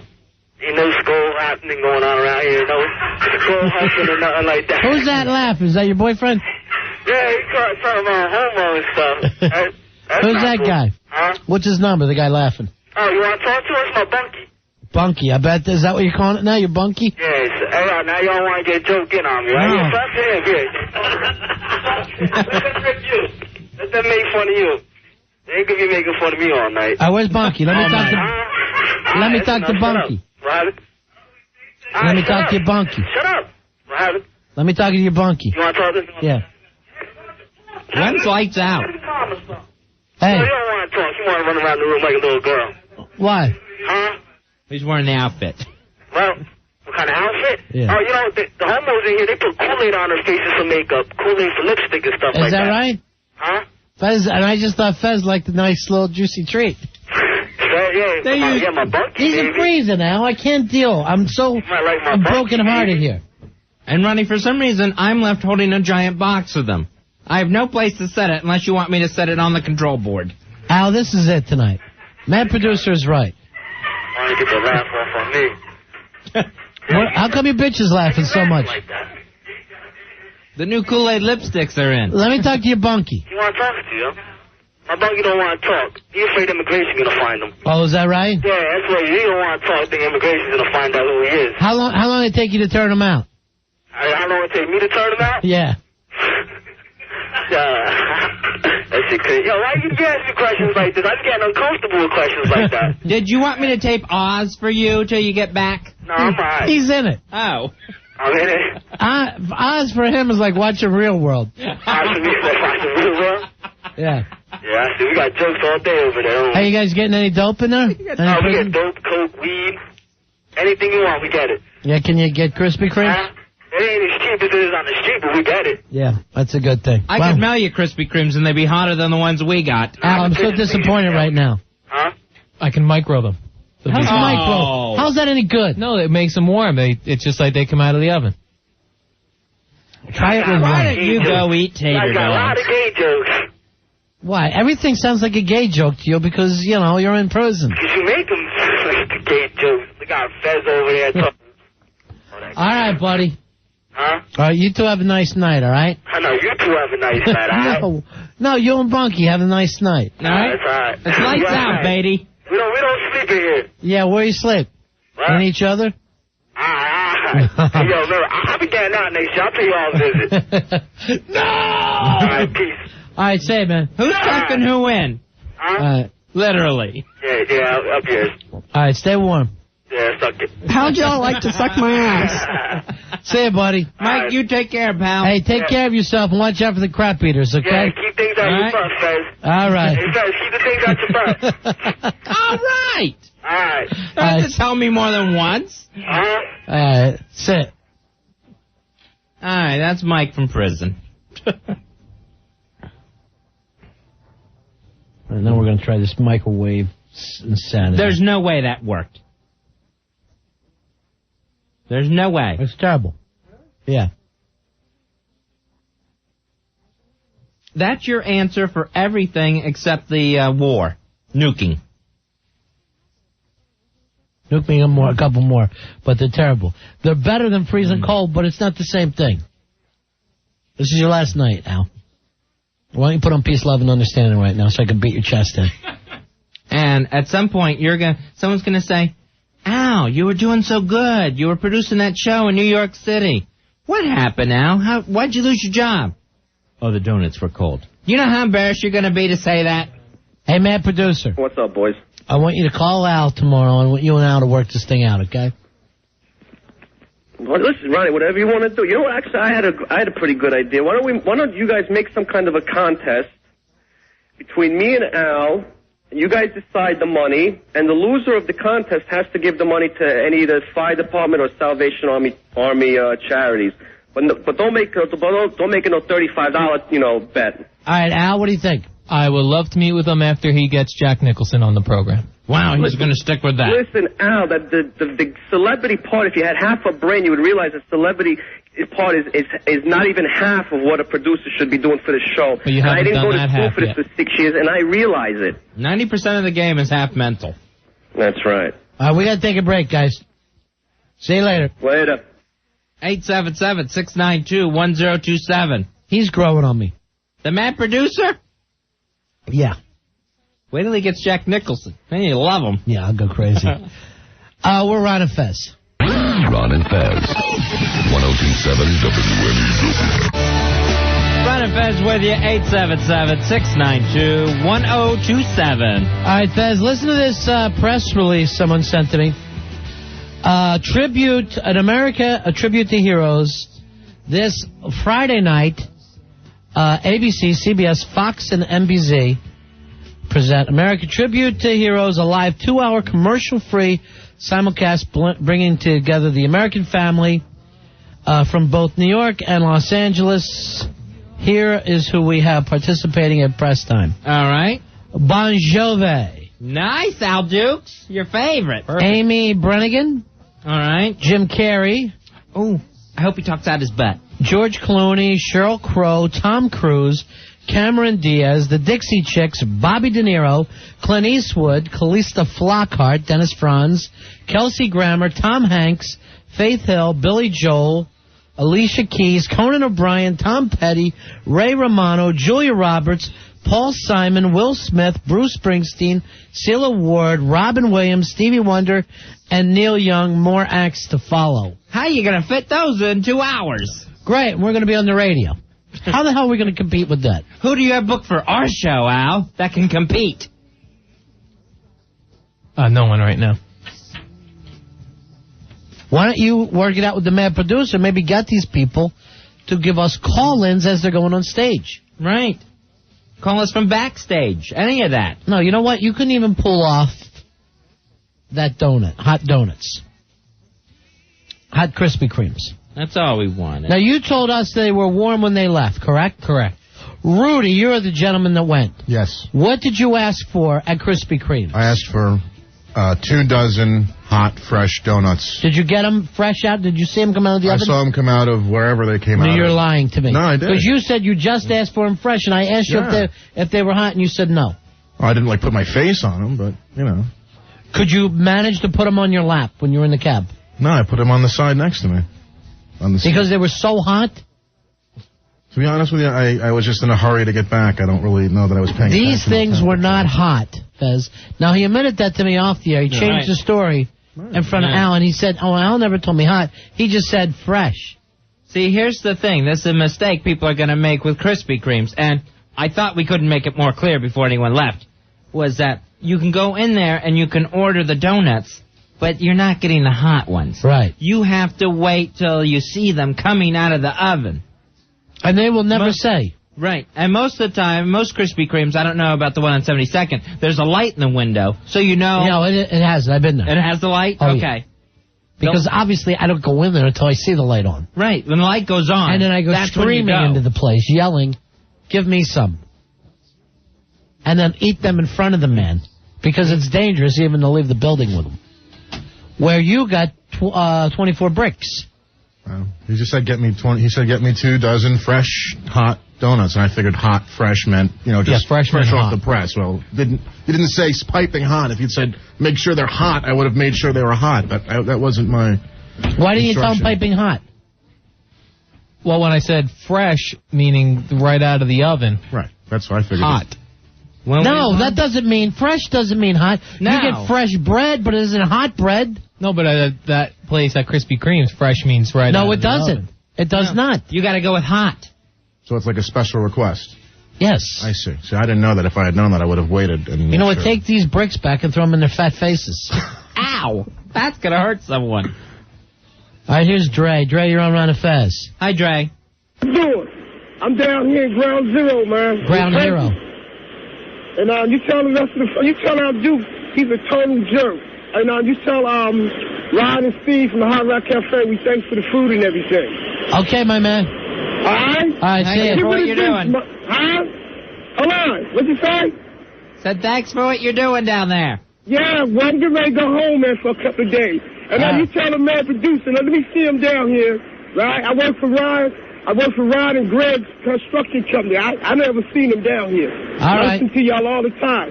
So if he do, he'll see the big red truck, right? Got the open after you wild sign on his side. You tell him to come see me, then I'll let you know if I see him down here. All right, my man. And I'll make sure I get you some freshy creams up there tomorrow. Thank you, Dre. See you later, You got it, Dre. baby. All right. That's our friend Dre watching our back, Fezzy. All right, so that's someone who has actually stopped working at Ground Hero to call and yell at Al.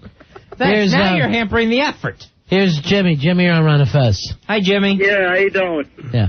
I just wanted to call about the mayor producer. He said he was down at Ground Zero with his friend's independent contractor. Yeah. Right. if he was down there, to take me off the air, he would have to have had a certain pass given out by the mayor's office for the contractors for identification. I'll tell you the color of the pass. If he can tell you the color, then he was down there. I see. Okay. All right. Well, right. Al, here, try this with him, okay? And then you'll be able to find out whether, like you told us, you think the man producer's lying. Right. But I know you were lying about those donuts. So we got to figure out who's lying less. Let me tell you, Fezzi, I'm furious about the donuts right now. I can understand it, Ronnie. You don't ask for much. Yeah, I asked for a lot of things, and I want them all hot. Really? Laurie. Yes. Yeah. Hi, Laurie. You don't understand. I've developed an eating disorder. What can we do for you? Hi, honey. What can we do for you? What I want to say is everybody should give a little back. The government just returned everybody checks. Yeah, that seems like a mistake. And $600 per family. Right. Why can't we all chip in, go to a post office, and give back $5, $10 per family? Yeah. The postman? Let us set up a fund. I plan on giving my money to Tom Hanks this weekend and Sheryl Crow and all those people. Oh, that's a good one. Yeah. All right, see you, Laura. Bye-bye. Wouldn't that be great? They have all those stars there for this telethon, this live multi-network telethon that's going to be going on. What if they were the ones answering the phones? They seem to have more than enough. Yeah. And then you called in, and it's like, hi, it's Sheryl Crow. Can I take your donation? Well, here's what I don't understand. Only a few of these people actually have an act. Oh, true. You know, what is Clint Eastwood going to do? Dance? I think you're going to see weird groupings. You know, please welcome to the stage Julia Roberts, Celia Ward, and Conan O'Brien. I don't know who Celia Ward is. I think, is she on Providence? Oh, see, no. people like that. What is she on? That Now and Again show, I think. Now and Again? Yeah. Okay. See, none of those shows are interesting to me. But she's pretty... Here's Mikal, I guess it is. Mikal, you're on Ron and Fez. Hello? Yeah, what can we do for you? My cell phone's... Hello? What can we do for you? Hi, my cell phone's about to die. Well, go ahead and start talking. Well, I'm calling from underneath the rubble. You're a jerk off. Maybe. You serious? You really are. You think that's funny? I had to do it. I'm sorry. Why? How is that? You know what? We want to give you some tickets, all right? Hold on. Listen. No, hold on. I want to get your number. I want to give you some tickets. Get his number, Billy. All right. 9-3. So we're going to give him some tickets for this weekend. Okay. Go ahead and get all his information. And we'll set him up for being the first jerk. Yeah. Asswipe. Here's, Rudy, get out of here. Get out of the room. If that's anything funny, get out. I was laughing at your comments, not him.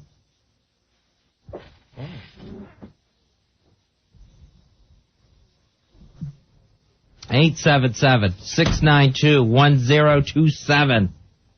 I can't take it around here, Fez. I'm serious. It gets to me. Hey, Jeff, you're on Ron and Fez. Hey, Jeff. Ron and Fez, I love the show. Yeah. Just started listening to you guys a couple weeks ago. Thanks. 10 years ago? Yeah, when it used to be funny? Yeah. That's it, Jeff? Anything else? Just wanted to find out. Yeah. Yeah, back when he was funny, he used to do it all the time. This Jeff loves to call our show and do this. Yeah. It gets over big. Call Rudy back in. Rudy, come here. Now he's all mad. I thought he was laughing at that kid. I'm serious. I'm going to hunt that little bastard down. Hey, Billy. Somebody come back in the room. Did we get that? I'm sorry. I thought you were laughing at that kid. No, Did we get his number? They're working on it. He's getting it now. All right. I'm sorry about that. It's all right. I know you're upset.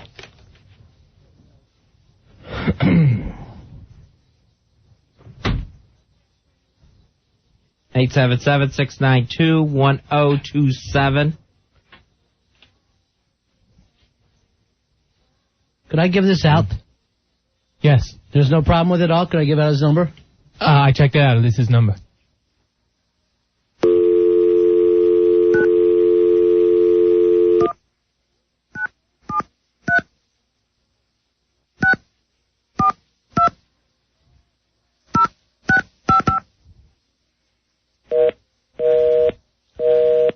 And it's his number? Yeah, I tried him right back. You know what to do? Because this thing is against the law, what he just did, hand it over to the police. We'll do. All right. And give a tape of the show. The asswipe that called in and said he's calling from underneath the rubble, that's the same as calling in a bomb threat or anything else. Take care of that, Al. Ronnie, you're on Ron and Fez. Hey, Ronnie. Hey, Ron and Fez, I'm glad you guys are all right. Thanks, buddy. Hey, man, every time I brought that food over from MafiaMob.com, I drove it from Jersey, and it was always warm, if not hot. No kidding. You know what? That's true. right. It was delicious. So I don't know how you guys can't get warm donuts in the city. Hey, guys, but serious, we lost 2 Dons, and we raised $11,000 on the website. I just wanted to say sorry to their families, Don Santos and Don Toe Swaps. You are kidding me. Wow. Yeah, they both worked at Cantor Fitzgerald, and they had all their friends join. It was really horrible. So we raised $11,000 in 8 days, and we're giving it to all the families of the people on the game. Wow, I had no idea, Ronnie. That's horrible. Yeah, if you read the message boards on the game, I mean, it's really horrible. And, I mean, we went down there Thursday. We got off the train at Christopher Street. We couldn't get that much further. Just everybody crying. It was horrible down there. I'm so sorry to hear that. MafiaMob.com comes through with $11,000. That's really, really great. I want to say thank you all the players. I can't believe that that we raised that much money in just like almost a week. Yeah, that's amazing. It's really neat how everyone has turned out. And we got some pretty good guys on the game. All right, thanks a lot, Ronnie. Take care, guys. Thanks, Ronnie. Thanks for the call. Wow, 2 of those guys that used to play the game with us dead. Both Dons. Yeah. Oh, my gosh. It's like the stories won't quit coming in. Hey, Brian. Brian, you're on Ron and Fez. Hey, Brian. Hey, guys, what's going on? Hey, buddy. What can we do for you, Brian? I want you to put out that kid's number on the air so everybody else can call him and get him back for what that retarded act that he just did.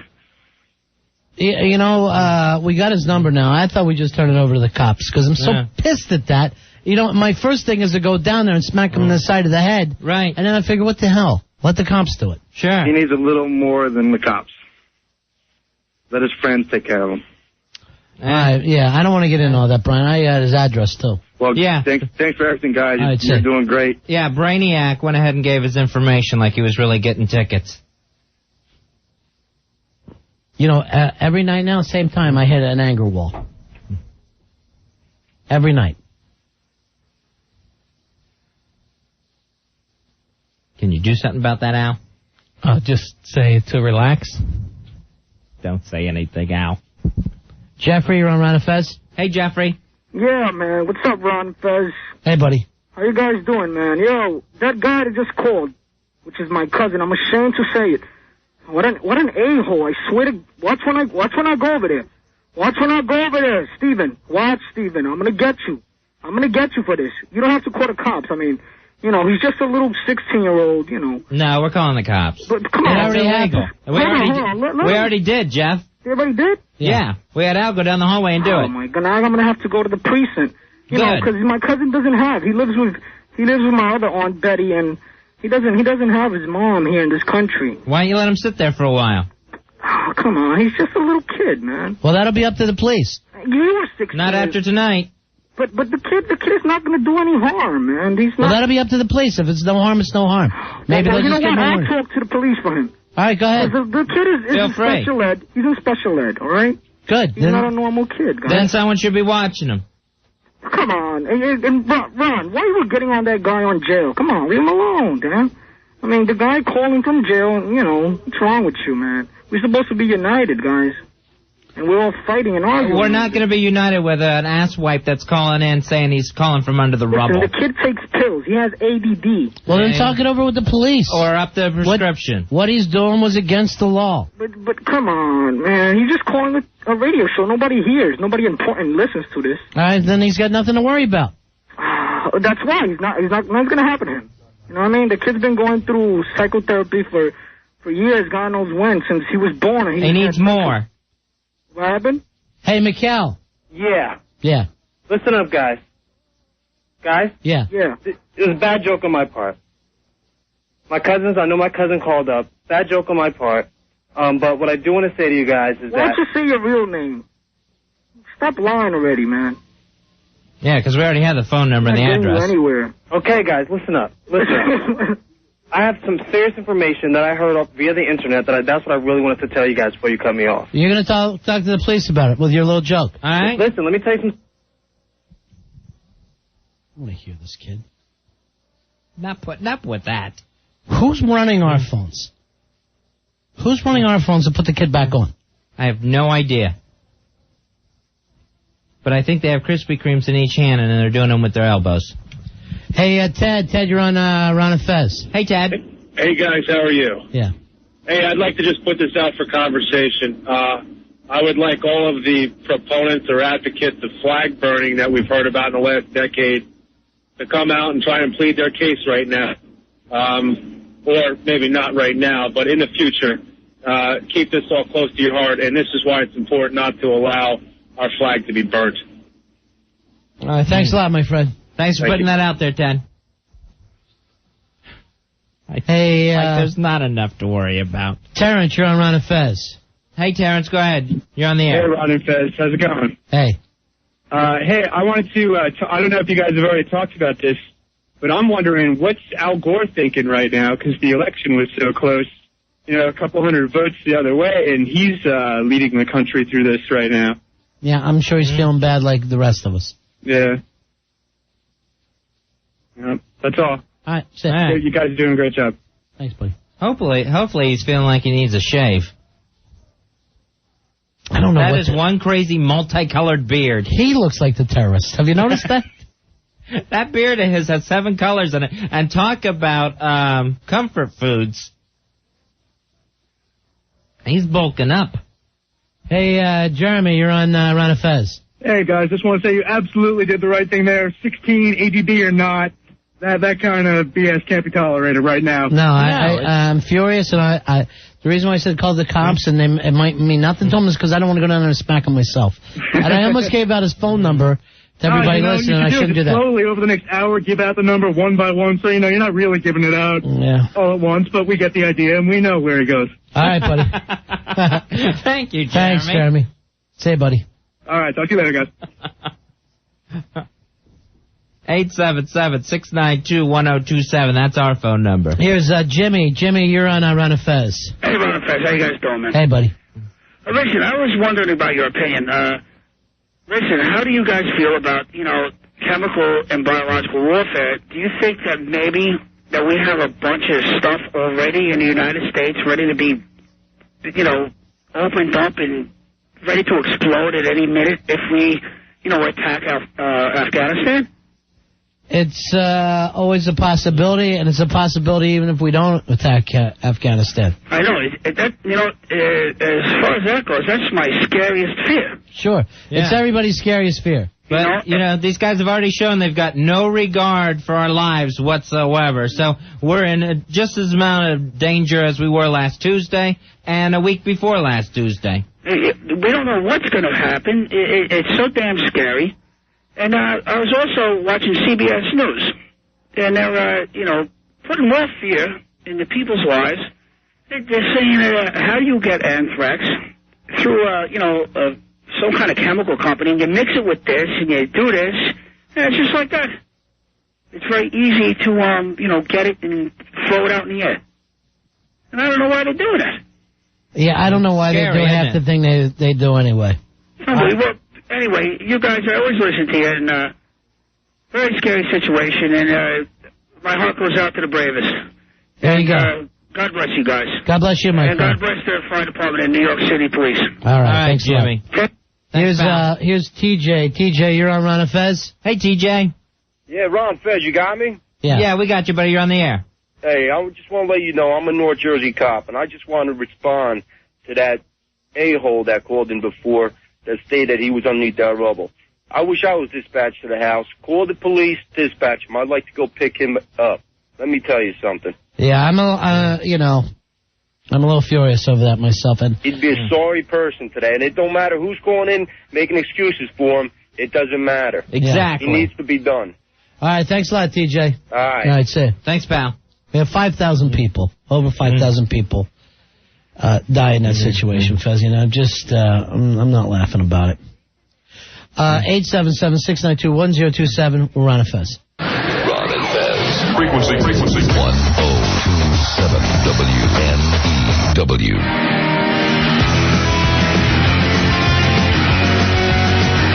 We're on and Fez on 1027 WNEW. Toll-free phone number 877-692-1027. Hey, Rob, you're on the Ron and Fez show. Hey, Rob, go ahead. Hey, what's up, buddy? How you doing? Hey, man. I just want to tell you guys I think you're doing a fantastic job. It's hard to think about other things at this time, but comic relief is necessary, and you guys are fantastic. Well, I haven't felt too funny lately, and at the same time, 2 nights in a row, I'm furious on the air, so I got to find a way to chill out. What can we do for you, Rob? Well, I want to tell you guys, I saw an episode of 60 Minutes last night, and the next part of it is going to be on tomorrow night. It was actually really scary stuff. Coincidentally enough, they did a whole special on Bin Laden and what's going on over there 2 months ago, and it's really scary stuff, man. What's some of the stuff that he was saying? Well, they actually did an interview with a bunch of high school kids, and they were like, well, how do you guys feel about the fact that the U.S. hasn't been able to touch Bin Laden yet? And they were like, you know what, we're very proud of it, and if by chance they do touch him, if they get to him, there will be 10 more that pop up in his place. Yeah, that's probably true. I mean, I want to know what we've done to piss so many people off. Where's all this animosity coming from? I have no idea. You know, as a matter of fact, who did I see? One of the 60 Minutes guys who said that Bin Laden said one of the things that made him mad was Hiroshima. That's really? How far back he's going, yeah. You know what I heard? You know what I heard also is that when the whole Gulf War was going down, we launched a bunch of our troops from Saudi Arabia, which was apparently holy territory as far as he was concerned. Right, anything really over sent there. Them over the edge. Oh, anything over there is holy territory. And of course, they've had the thing going with Israel forever and ever and ever. Right. And you know, Bush said this is going to be a long, long situation. It's not going to be over with Bin Laden. It's going to be long and drawn out. But listen, I'll let you guys take some more calls. Thanks a lot for listening to me, and I'll talk to you guys later. All right, man. Take care, Rob. Thank you for the call. Hey, Hector. Hector, you're on Ron and Fez. Hello, Hector. Hey, guys. Long-time listener, first-time caller. Good to talk to you. And I called mainly to get your guys' opinion on how much of a snake this guy Bin Laden really is with the reports that he profited big time by short-selling the stock of insurance companies that were hit hard by this disaster he caused. Now, I've heard this story, and I'm not market savvy. How does this work?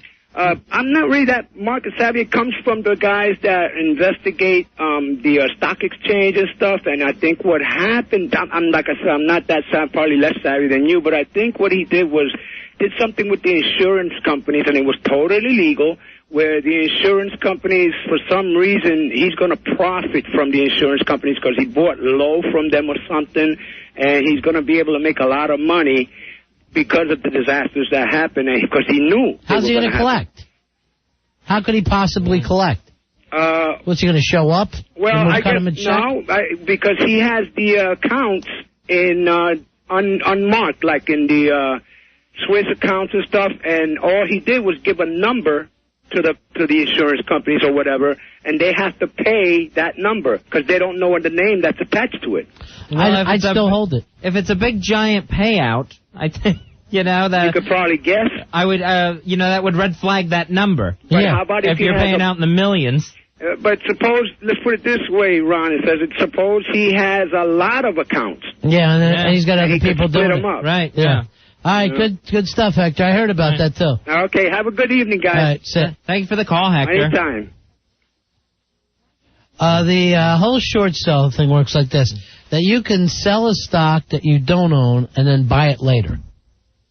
Oh. All right. So hopefully that the price will go down. Okay. That's what you're based on. Okay. All right, so let's suppose the stock was worth 36, okay? Okay. I sell it to you at 34. All right. You're excited. When it goes down to, let's say, 24, that's when I have to buy in and I make all that money. Okay. I see. I'm with you. The stock market's nuts, isn't it? It's weird. Here's Joe. Joe, you're on Ron and Fez. Hey, Joe. Hey, buddy. Just want to give a big shout out. First, I want to say you guys are doing a wonderful job, the whole station, from the morning till nighttime. Thanks.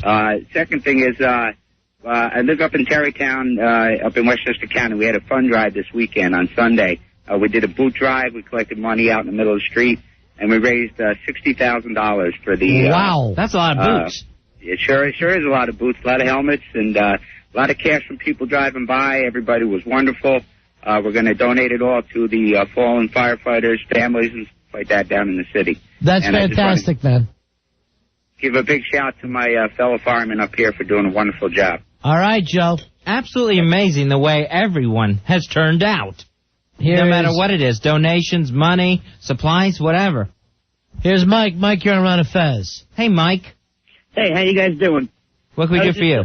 Whatchamacallit? I just wanted to, wish my brother luck. He's going out to God knows where tomorrow. So, I just want to say, all the armed forces, good luck, and hopefully we kick some butt out there. Mike, what branch is he in? Air Force. All right, man. What's his name? Anthony. So I'm just hoping that, everything goes well, and hopefully that guy friggin' dies a horrible death. You know what I mean? Okay, buddy. All right, you guys. Thanks a lot, Mike. Great job. Good luck, care. Anthony. All right, God bless you, Anthony. Here, let me grab this line 9. Let me grab this line 9 now. Thanks. Hey, Al, you're on Ron and Fez? Al? Yes. Yeah, buddy, what can we do for you? Hey, how you doing, guys? Listen, I was just talking to your screen here. I was just talking about how everybody is worried about them getting to us with the anthrax and with the biological chemicals. Meanwhile, these people can't get to the people they hate the most, and it's their neighbors. Israel, they can't even hit Israel. And they're worried about them getting into our country and hurting us with these biological chemicals. It's not going to happen. It's amazing that they hurt us so much more than they have Israel all these years. And Israel absolutely, but is totally surrounded by these bastards. Listen, I'm ex-Navy. A long time ago, I've been out a long time, but the thing is that we have to stop our people from fearing these people getting into our land with these kind of chemicals and this kind of warfare. It's not going to happen. Al, it's just a little bit difficult for people who would thought it would never have happened that we would lose the World Trade Center. So a lot of people are freaked right now but that was terroristic. Right. That's like, all of a sudden they commandeer planes and they do this. Right. Chemical warfare, to get these things into this country and to build these kind of devices they use to explode them. They have Scuds over there, so they say. Mm-hmm. They couldn't do anything with Scuds in Desert Storm. With Israel right there on their borders. It's not going to happen here. It will not happen here. Thank you very much, Al. You're welcome. I like your confidence. 877-692-1027. Here's Jason. Jason, you're on Ron and Fez. Hey, Jason, go ahead, pal. Hey, what's up, fellas? Hey, buddy. I was just calling. I heard that guy talking about how he was making money off the stocks, Bin Laden. Yeah. Uh-huh. Yeah, well... Do you think it's possible that Bin Laden is actually doing this? Yeah, well, the deal is that he, the couple of days before, what he does is he, sells the stocks that he doesn't actually own yet. Right. And that's what selling short is. And he sells them high, knowing that they're going to go real low. Then he buys them after they've already gone low. And he's already made the money. All right. And he could do it through, offshore accounts and stuff. So it's completely feasible. Exactly. I'm sure he's already done it and already made the money. Although I heard on NPR the other day that, the Swiss, accounts that he have, they've frozen. All right, my man Xavier is saying on the instant feedback, this will trip up Bin Laden, guaranteed. It's a paper trail he won't be able to hide from, or anyone who helped him. So anybody who's doing this, it's obviously not going to be him. Yeah, being his middleman, setting up these accounts and stuff. It would be some kind of front. And then Steve's saying, given that Afghanistan's main export is heroin, I'm sure Bin Laden has a sophisticated money laundering ring to hide his stock profits. Okay. All the drug dealers hide their money with those accounts, too. We haven't been able to stop them yet. So yeah. All right. See you. Thanks a lot, my friend. Sit. 877-692-1027. Let's see. This guy says, I was ready to return to watching TV until I watched Big Brother 2 for 90 seconds. 3 or 4 of the stars spoke in the third person, such as Bunky is loved by America and Bunky loves America. Oh, Bunky.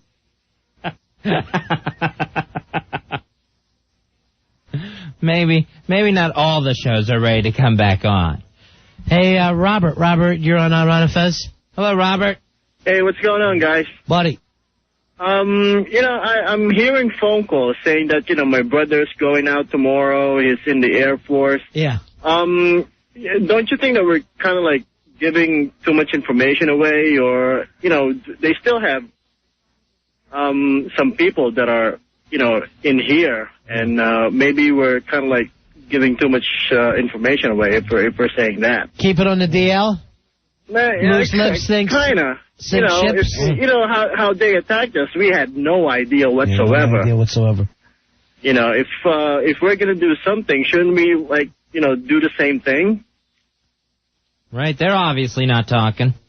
Well, exactly. And, you know, if you're hearing phone calls that, you know, my brother's you know, he's in the Air Force or whatever. Yeah, and I'm not knocking those people. Robert, don't bring it back up. Don't keep saying it. Please.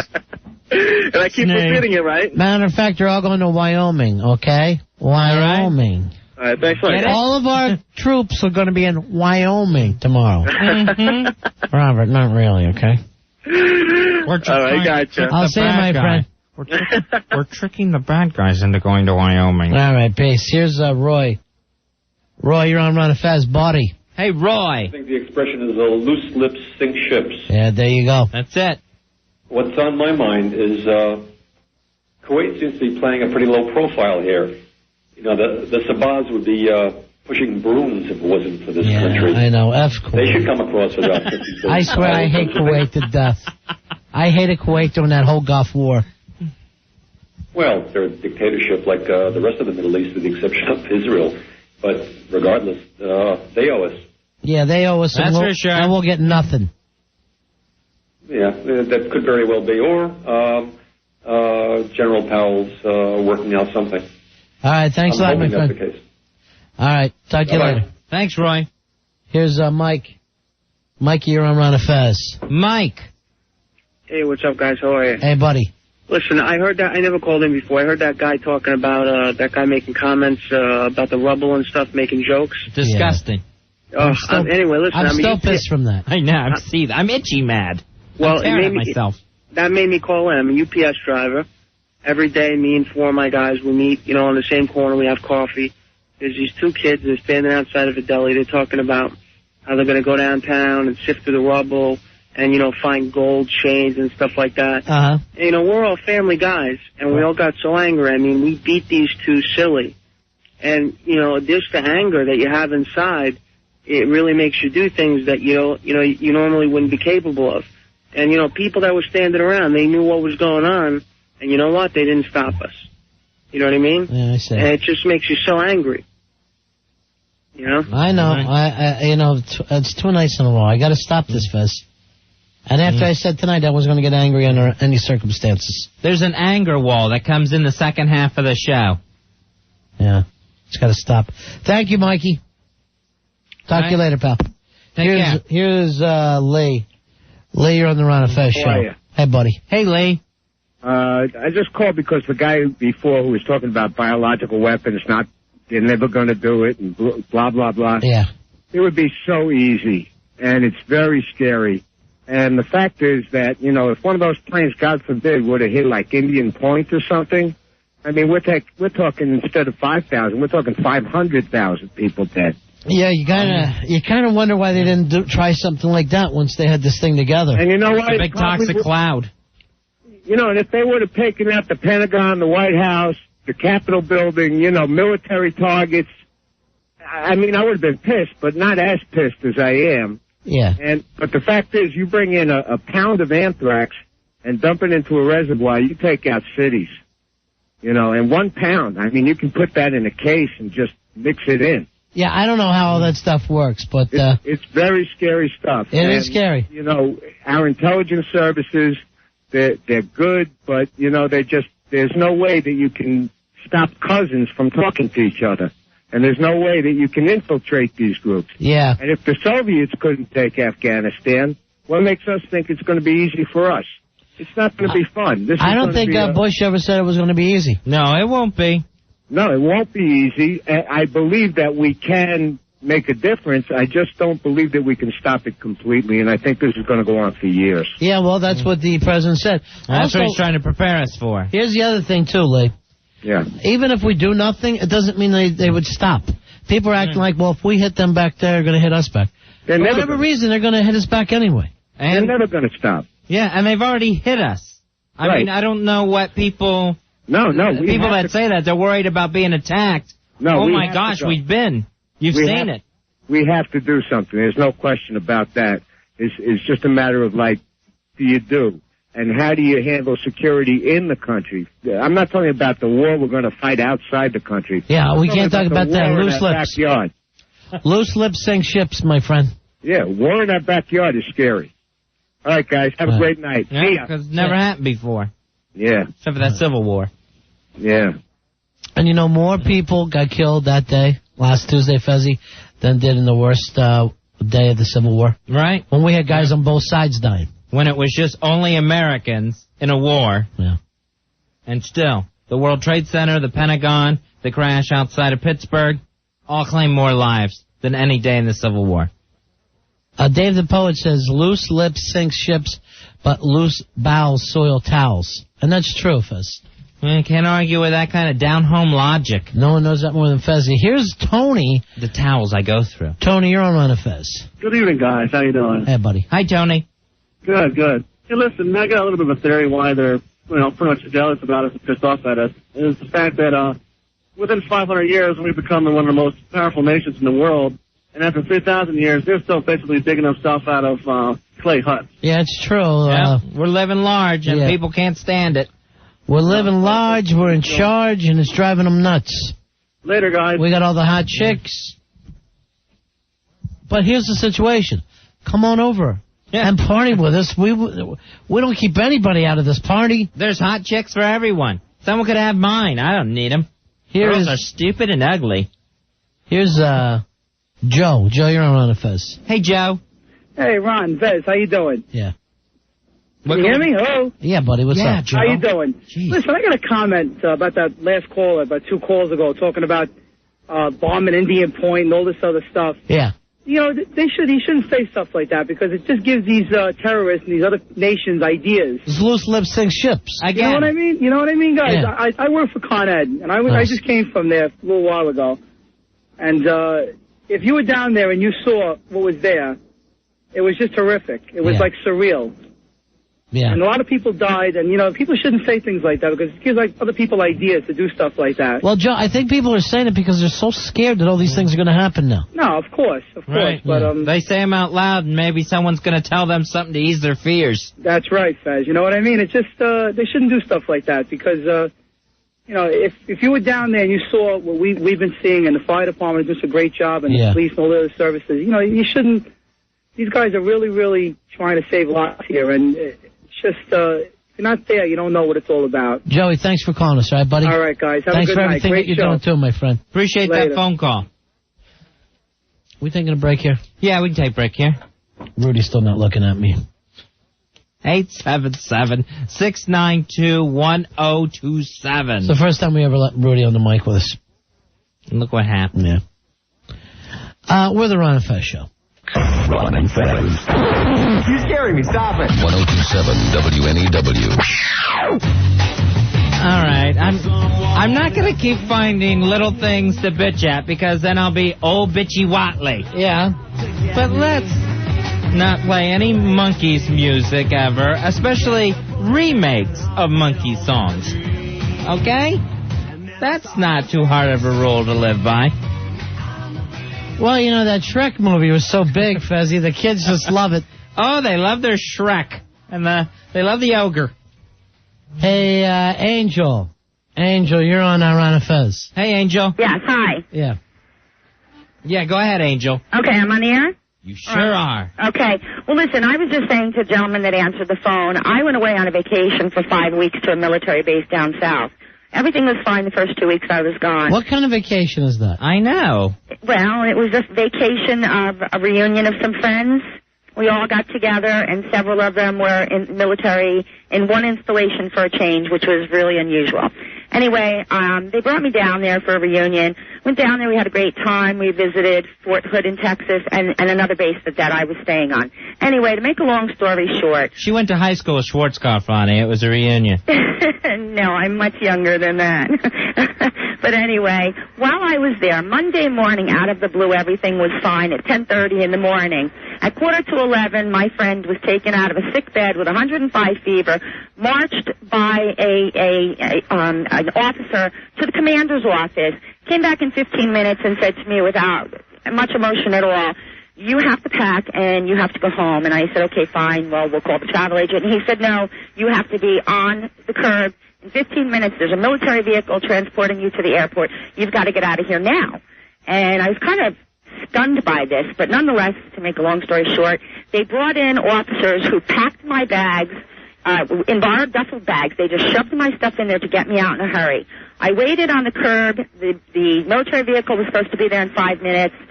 40 minutes later, they showed up and said, "I'm sorry, we cannot spare the military vehicle nor the personnel to take you to the airport." We explained we didn't have the money. The airport was far away. And this lieutenant dug in his pocket and handed us the money for the taxi ride and the tip and said, "Okay, now you have to go and you have to get off base fast." I was rushed onto the airport. My stuff never went through security at the original airport that I had to board. What bothered me even more than that is, number one, I am sure that the government knew on Monday. I mean, we had a warning, a videotape from bin Laden three weeks before this. And it was a warning that something was about to happen. I'm sure Monday morning our government was already on alert and knew what was going to happen, and this is why we were rushed off the base as quick as possible. But I then had a layover in Memphis. Well, the airport was very weird that day. One of the things that happened was they canceled 3 flights on me last minute. First, it was due to supposedly over the airwaves that it was a fire in the tower in Newark. Then they said it was a mistake and it was a weather problem in Newark. I had already called Tom and knew the weather here was gorgeous. 7 hours later, we were ready to board our plane, and as we were getting ready to go down the boarding ramp, the man at the desk got a phone call. I was watching him as he got the call. He looked like he had been struck in the face.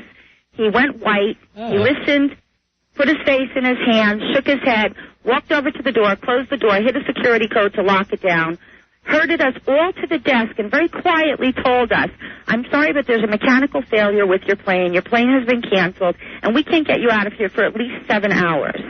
Well, as I was wheeled in a wheelchair back out to the curb. Wait a minute, how'd you get in the wheelchair? Where'd the wheelchair come in? I can't walk very far. I'm disabled, so some days I have a hard time, and it's just a lot easier and faster to get me around sometime in the airport that way. No. Anyway, so I was taken in and out of security 7 times during this 7-hour layover. Only twice was my luggage gone through or searched. And it was searched very well the first 2 times. The other subsequent 5 times, my luggage was never searched. They walked it around the security, which later bothered me the next day.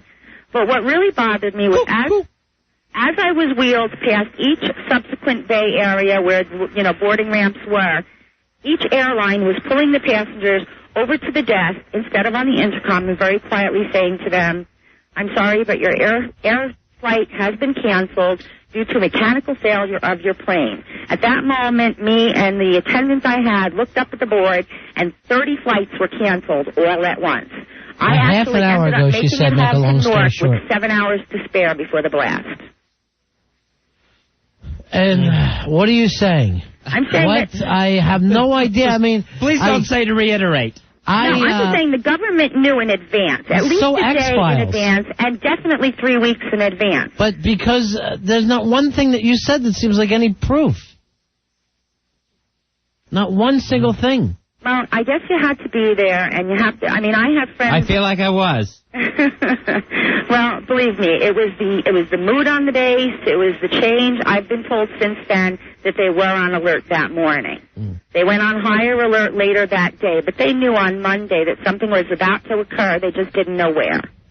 Anytime that you get bum rushed off of base, honey, don't mean anything other than they got to get rid of you. Yeah. Because if I could put you on a plane right now, I'd do it. So far, the only evidence that you've shown us is that everywhere you went, someone was trying to get rid of you. They bum rush you off a base. Not one plane would let you board. Well, that's a very funny attitude to have. But if you knew me, you would know that's not the truth. I'm very well wanted everywhere I go. They shoved you through security. I'm sure we'd be moving. We'd be wheeling you down the hall. I could come to your office right now, and you could see that there is no way that I would be shoved out of anywhere in a hurry unless there was a real reason to do it. Why? Because you're so hot? Yes. Fez, you know I'm turning on my cripple grown stuff. I know you have that, Ronnie. Why don't we wheel you over here? I'll have Al pick you up. Well, I can walk over there today. I don't like the. But it's a little like far the to get to your. I don't like the thought of you walking. Well, and Fez, you'll recognize her. She'll be one wearing the saran wrap around her head with the aluminum foil to keep out the people from reading her thoughts. No, you Nothing guys ever are works really here. being bad. But no, I'm a very shapely, very good-looking blonde, and I'm a lot of fun to be around. And I'm a former exotic dancer for 16 years. So there is no way. Where'd you and I still look the same now as I did then. There is no way I'd be shoved out of anywhere in a hurry. Her and Martha Ray used to perform together in the USO. No, and I'm not that old either. She was with Schwarzkopf, wasn't she? Yeah. Where'd you used to dance? I used to dance. I did dance a little bit in New York, but I didn't like that scene. I danced mostly in Jersey. Sure, because when you were in New York dancing, it was the 40s. It was a whole different thing. Sure. It was the jazz age. The whole cool jazz thing was going on. I made more money keeping my clothes on She and my couldn't top get into on the than I Cotton did Club. in New York. I so bet. worked here. You know what? I bet you're right. I would pay you to put your clothes on. Not only that, but I worked in the highest class clubs in New Jersey, and I was making at that time $200,000 a year part-time. So, you guys can be funny, and I know that's your job, but believe me, there was a reason for what happened, and the mood changed. Let's wheel out the next dancer. How much would you give me to have her put on a sweater, boys? Angel, please roll into the cage. Angel, What name's roll into the cage. Now, honey, I'm not that old. I told you. I wasn't in a cage, and I didn't wear white go-go boots, All right, Angel. You blew the lid off this one, honey. Yeah. You guys have a good night. Angel. Yes, sir. Is your last name Dust? No, it's not. All right, because I thought for sure I knew. Just wondering. All right. No, actually. Bye, honey. Yeah, it was great stuff, though. Seriously. All right, you guys have a good night. Huh? All right. Bye-bye. A lieutenant in the U.S. Army actually threw money at her to get her to leave. You have to leave now. Cover Angel up. And then the story ends with, and I got here 7 hours before the bombing. Right. There's no connection. Not one bit. Here's, and some kids at home going, why don't they call the cops on her? Why me? I do like the bit of hideous women taking the stage fully naked and getting tips to put clothes back on. Sure, that could be a great bar. Me and you'll put that one together. I love it. Hey, Michael, you're on Ron and Fez. Hey, Ron and Fez, how you guys doing? Go ahead, Michael. Listen, I wanted to talk to you a little bit about, because I'm an architect in New York City. Nice. I wanted to talk about how incredible those buildings really were. I don't know if you guys have gotten into that at all. But no, we actually never talked about that. A lot of people were freaked that they fell down, but they did take 2 shots from... 767s? Well, when you look at the facts, they say they weighed, 200,000 pounds at 400 miles per hour. Right. That's an amazing structure when you think about it. And the fact that those buildings actually caught those planes saved hundreds and hundreds of lives on the ground. Right. That they didn't just knock over immediately. Or the planes didn't come flying out the other side. Yeah. They stuck in there. Took it. Yeah, when you think about it, that's a pretty amazing structural feat for those buildings to have done. The other thing was the fire is what made that building topple. Because it got the frame too hot? Is that what it was? The frame melted? Yeah, well, people have asked me all these questions about it, and, the sprinkler system in the building would have drained instantly. It's not made to put out a fuel fire, obviously. Right. It's made to put a trash can fire out and avoid a fire altogether. But once that sprinkler's done, fuel burns on the water. So it's not like it was going to put that fire out. Once that started, they were in deep, deep trouble. And the way that building was constructed, once one floor falls on the other, it's just a chain reaction, becomes a house of cards, as we all saw. Yeah. But I also wanted to ask you, what do you guys think about rebuilding the buildings? Personally, and I know there's probably a lot of people that disagree with me, I'd build buildings there higher than what we already had. Yeah, it's what an incredible architectural opportunity for somebody. to make a statement. I mean, now the city skyline is out of balance, at least as I know it. Sure, right. But a great opportunity. I keep hearing about, rebuilding them exactly as they were, and I don't know if that's the right thing. I think the Twin Towers were there and have made their statement, and it'll be, photographed forever, and we'll enjoy that. But what an amazing opportunity to come into a whole nother idea there. I never was the biggest fan of those buildings to begin with. I never found them, as gorgeous as I do, like the Chrysler Building and the Empire State Building. Oh, sure. Aesthetically. It was, 30 years ago. It took them 7 years to complete that entire complex, and it was, for its time, was a pretty amazing structural feat, as we all found out, and it's now history. Michael, what's the situation? You think we'll rebuild there just as high, or?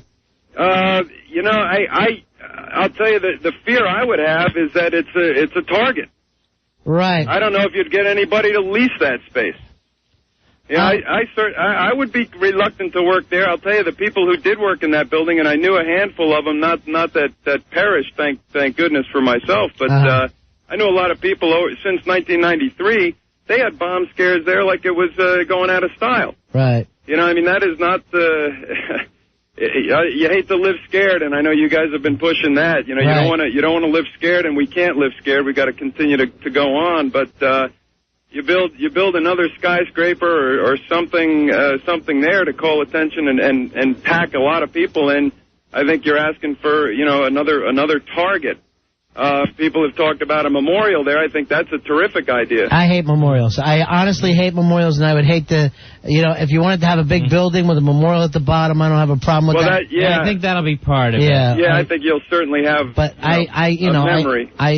To me, the memorial for all of us, who have lived in New York at one time or another, is that the city just keeps changing and hopefully getting prouder and more exciting. So to me, I agree. That's the exciting thing about living in New York, and I'd like to see the next era here have big, beautiful buildings all over the place. Yeah, I'm with you. All right, my friend. All right, guys, keep it up.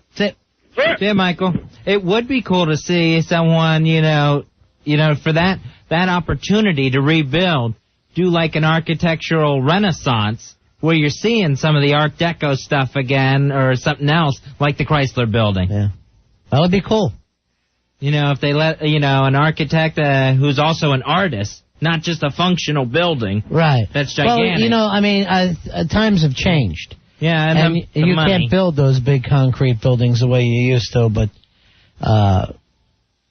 it's like Trump buildings. They're gorgeous on the inside. They look like garbage on the outside. Uh-huh.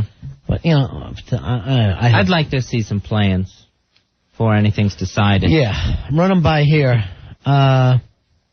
Hawk, run out and get me and Fez some of that architect paper in those tubes. Yeah, we need lots of tubes. Lots of tubes. That we can put blueprints in. And get me a tilted desk. Oh, yeah, those are cool. I want it higher at the top and lower at the bottom, and I want a T-square. Nice, you're going to need that. I'll need sharpened papers. Yep. And get me some kind of slutty secretary. Oh. And just put, pencils in my ears. Not sticking in my ears, but behind my ears. Like those guys always seem to have. And little model buildings on a really cool-looking table. All right.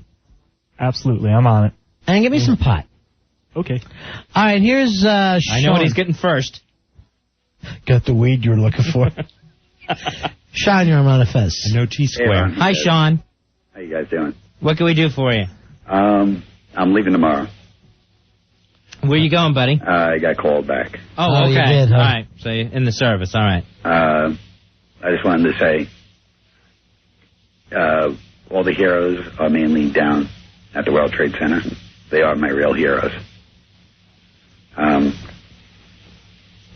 can't say how much I love them, but they are my heroes. And God bless everybody that's here.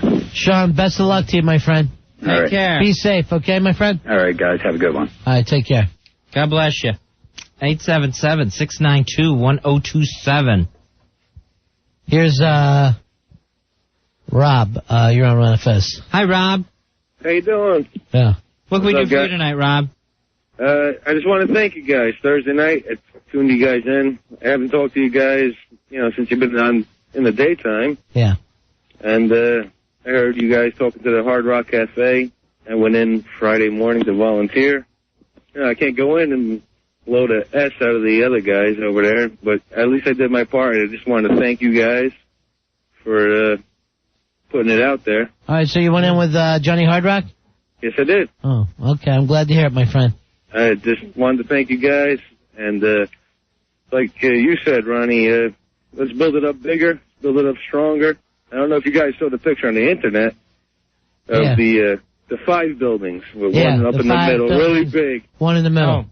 That's what I think. A big F.U. to those guys. It's the gimmick Fez tried to steal the other day. Thanks again, guys. Say it. When he says build it bigger and better, does he mean the Hard Rock or the Trade Center? The Hard Rock is just waiting for new rock stars. That's their problem right now. Nobody wants to eat a Britney Spears burger. They're putting Backstreet's first pubes up on the wall. A lot of people who listen to the show also enlisting. Fezzy, a lot of people who used to work with us are enlisting. I just found out that Dead Air Dumpy LaPresto, our little brother Fez, enlisted in the Old Navy. So the Old Navy? Yeah. You mean the retail clothing store? He doesn't know what's going on. He thought he enlisted by going to work at Old Navy? He signed up for Old Navy, and he thinks he's serving his country. Just tell him it's good. Ronnie? Get Rory in here. He's selling crew neck sweaters. Rory's the one who told me this story. All right. The Old Navy. Somebody has to do something. Here comes heartthrob Rory Hamptons. Rory, when did Dumpy go in? What's that? When did Dumpy go into the Old Navy? I believe it was maybe 2 weeks ago. So he enlisted? Wow. Yeah. He enlisted in the Old Navy. Yeah. So he enlisted even before the bombings. Yeah, he said he knew something was going on. When, which one is he working at? I'm not sure. Not 100% sure where. In Manhattan, though? Or Staten Island? I think probably Staten Island. Staten Island? Yeah. Because I know he used to work on the one down 34th Street. Oh, really? That I wasn't. He didn't inform me on that one. I don't think he's allowed to say where he's stationed. No. I heard he's being shipped out to 125th Street. Oh, no. Yeah. God bless. All right. So our own former producer, Dumpy LaPresto, felt the need to enlist and join the Old Navy. Roy just wants to stay out of the studio tonight after he saw Billy go down the home ad and then Rudy go down the home ad. So he sees them dropping, Ronnie. They're dropping all around him. Here's my problem. Now nobody will play foosball with me. Is that table getting fixed? I'm not even going to get into it. Supposedly tomorrow's getting fixed for Ant. Oh, okay. Only after 3 weeks. Wrong. I guarantee you'll see the towers up before that foosball table gets fixed. Hey, Sharon, you're on Ron and Fez. Hi, guys. Hi, Sharon. Hey. I have a spy report on Big Brother. Spy report. Spy report. And, spy report. I know it's probably stupid and irrelevant right now. No, but, it's the most important thing in the world. Nicole won head of household, and she evicted Monica. How classy. So Thursday, everybody's going to come back and vote on either Nicole or Will to win. It all does seem kind of silly now, doesn't it? Yeah, it does. Who do you think's going to win, Sharon? I don't know. Maybe Will. I would hope. Yeah. But I won't even watch it or tape it. Yeah. I no longer care. Yeah, I didn't care either. And that was your favorite show, Ronnie. Yeah, it was. It was my favorite show before this happened. Yeah. Now I just care about being an architect. Well, I love you guys. Mine's still Scooby-Doo. I love you guys. Take care. Thank you for loving us. Thank you, Sharon. Bye-bye. 877-692-1027 is the toll-free phone number. Here's Frank. Frank, you're on Ron and Fez. Hey, Frank. Hello? Yeah, Frank. What can we do how for you doing, guys?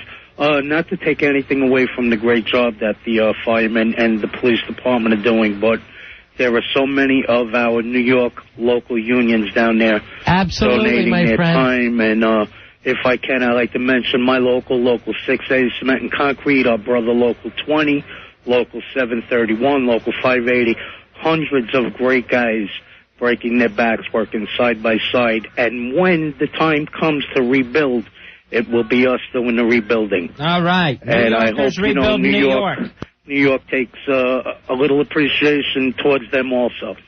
Can't say enough about it, my friend. Thank you, fellas. Have a great night. Okay. Bye-bye. Take care, Frank. Yeah, so many people helping out there. Yeah, so many of the local unions are too, Fez. Yep. So shout outs to all of them. Here's John. John, you're on the Ron and Fez show. John, what can we do for you? Hey, how you doing, guys? Good. Yeah, I was just talking I was telling the guy why I want to talk to you guys. I go to I was going to both of the buildings every Tuesdays and Fridays to pick up my dad's check and everything like that on Fulton Street. It was weird, like the last Friday, on like the machines, you put in the $2 and you get the 50 cents back. So I got $1.50 back, and that extra, that Liberty, that gold coin. Right. So I was just driving in the city today, coming back home, and I had to throw some money into GSP tolls. And I saw the coin, and it was so weird for me, and I was like, oh my God, this is the coin that I got from the towers, on Friday.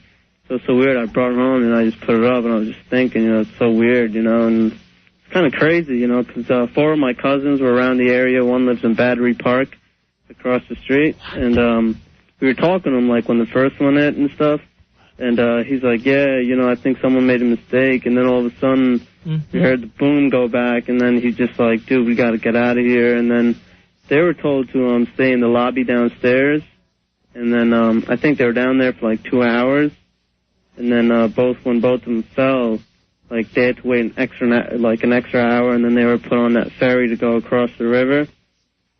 But I mean, it's like really weird, and then like a best friend of my dad's, like his friend is like still missing, and it's kind of weird, in the whole situation. It's pretty odd. Yeah, it's pretty weird, it's kind of rough how, we're probably going to get to a lot of big things, but what big things? The whole war thing. Why is do kind you of, do it? It's kind of big, I mean, the whole country's going to have to like be on, alert the whole time. Oh, you think? Yeah, I mean, for me, you're breaking some news here. What? Spy report. Spy report. I think it is not. Spy report. You're breaking some news, John. No, I'm just saying it's gonna be. I mean, because for me, it's hard because I'm a born practicing Muslim, and it's like, I mean, even though I like. How you born and practicing? What? And how long do you have to practice before you got it down right? What? It really does make perfect. I don't know what you're saying. Mr. What? Perfect. Hello? Uh-huh. What? I didn't understand what Ron said. Mm-hmm. Spy report. Hello? I could have used a little more cowbell. What are you guys doing?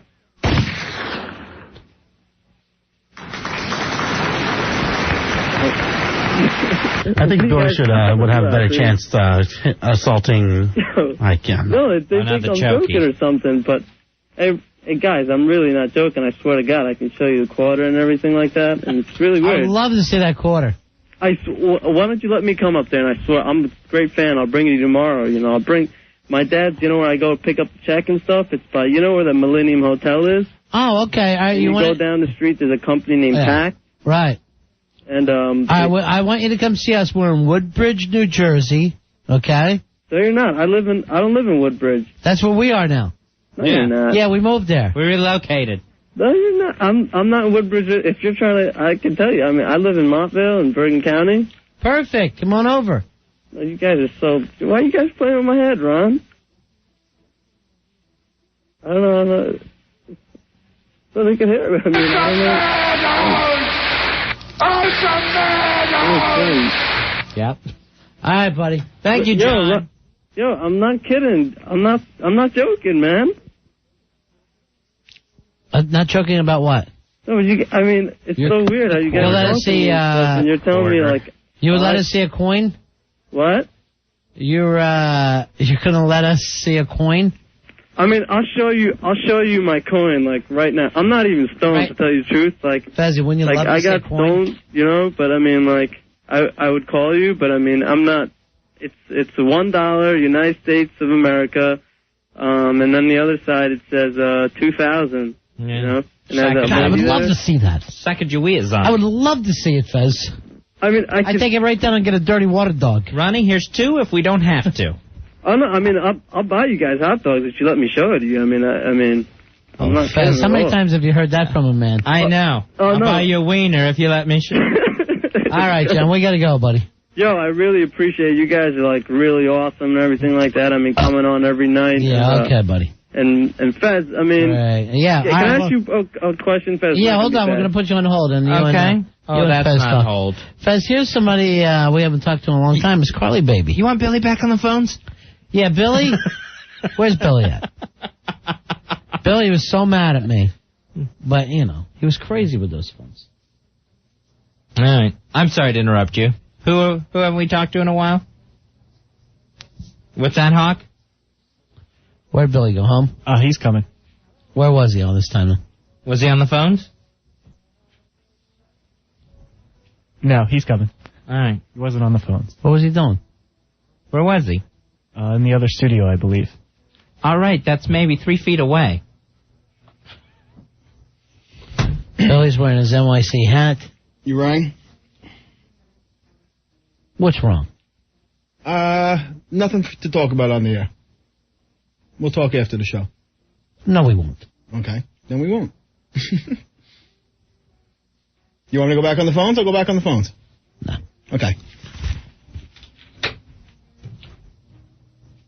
Hey, Billy.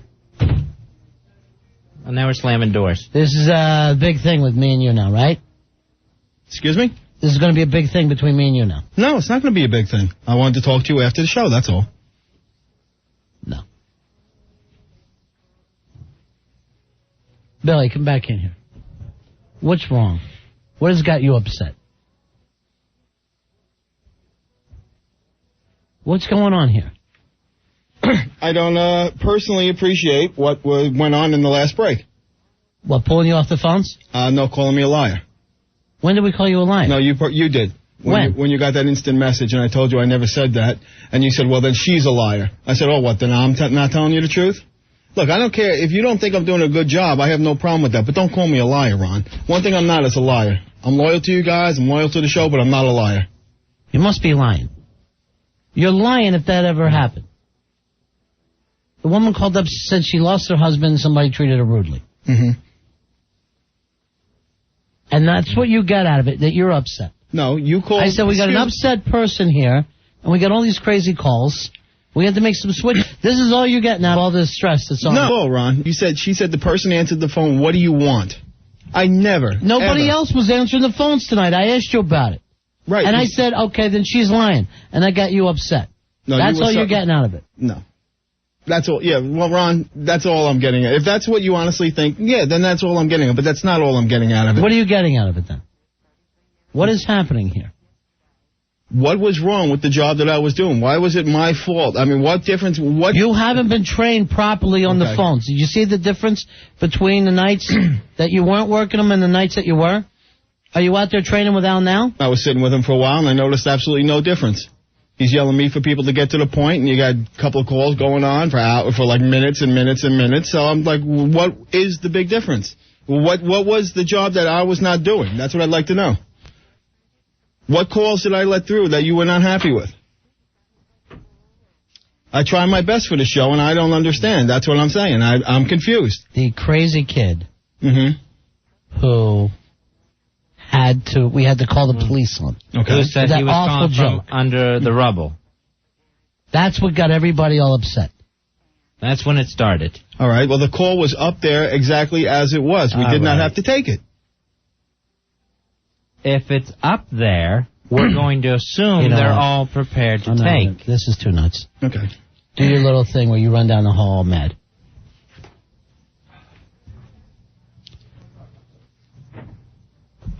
Carly Baby. Hi, Carly Baby. Hi. That's who we haven't talked to in a while. That's who we haven't talked to in a long time. How you doing, honey? Okay. It's best to be expected, right? Yeah. Sure. I'm glad to hear you guys are okay, and I want to tell you guys are doing an excellent job. Please, it's a nightmare in here every night. I know, I can imagine, and just what I just heard, it's got to be. I know, it doesn't feel like an excellent job. You're yelling at people again, that scares me. Is it all my fault? Is it coming off like it's all my fault? No, I don't. It was hard You're to... outside the room, Curly baby. Yeah. How's it sounding?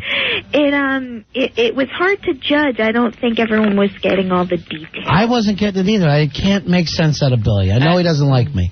That's as far as I go with that. What are you up to? You got a man in your life? No. No. They're, Men? Yeah, there are so many prospects and so many men that I'm done with, but not anymore. How many guys have you gone through lately?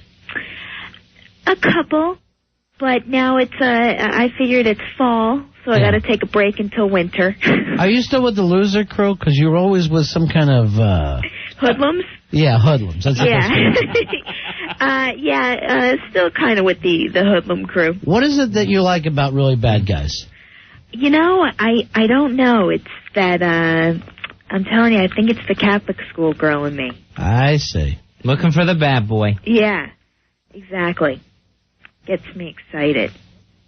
Very excited. She's so dirty. So nasty. I don't think she's going to be able to take the fall off. Yeah. Yes. She's so nasty. Yeah, and what, yeah.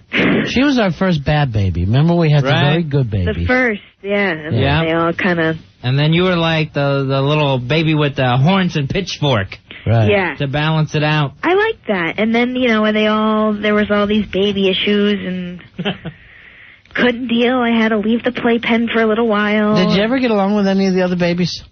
I didn't talk to many of the other babies. They kind of just all kind of formed a union. Yeah. Without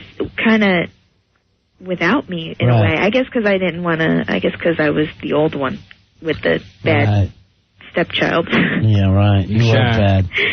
But, yeah, I was my own little entity.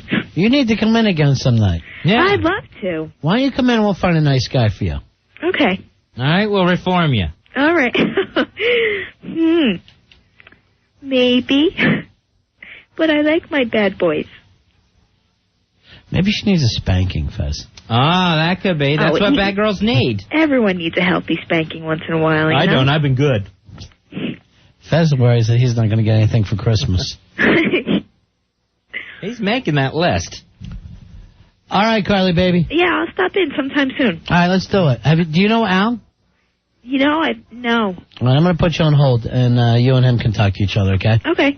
Boy, are you in for a treat. Hold on. Yeah. 877-692-1027. Prepare to be bored. NM writes in, Billy Staples is the new baby. Oh, good. The babies are back. He's just furious with me. Yes.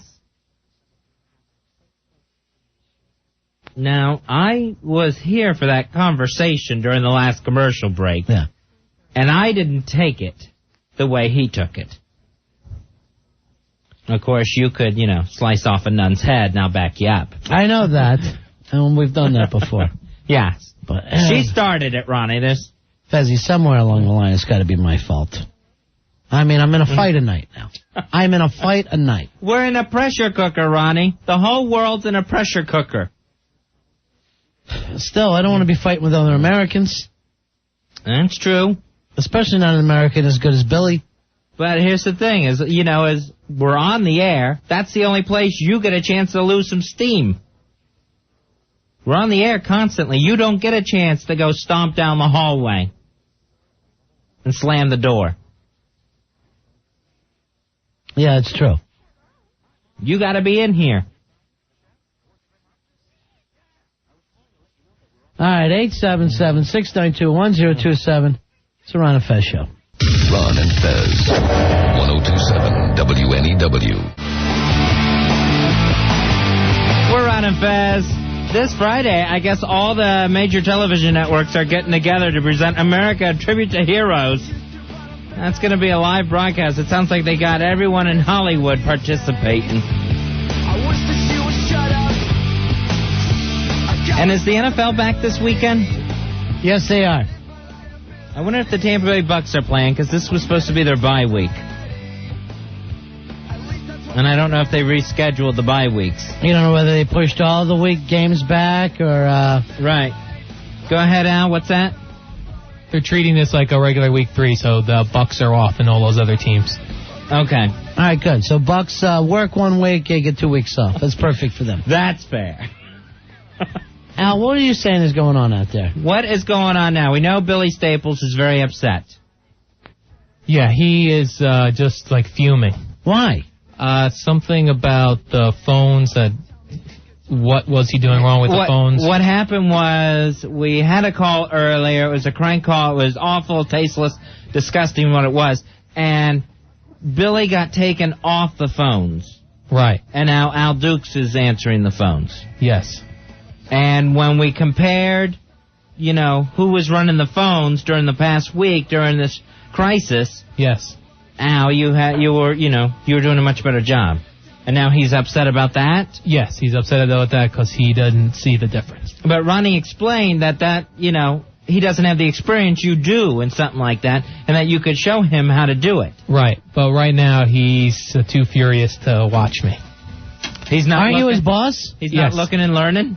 No, but I thought even being his boss, that if I were telling me how to sit down and watch it right now, it would probably just escalate the situation, and once it calms down, we'll go through it again. You just want the show to end. Yes. I don't want Billy upset. No, me neither.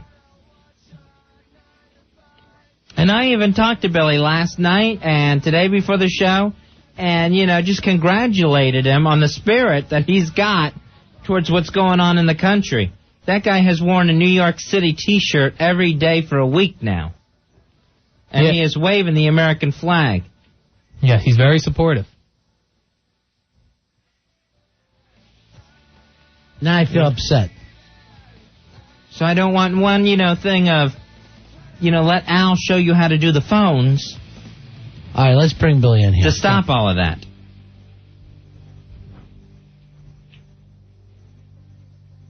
Because Billy's been doing a good job on the front.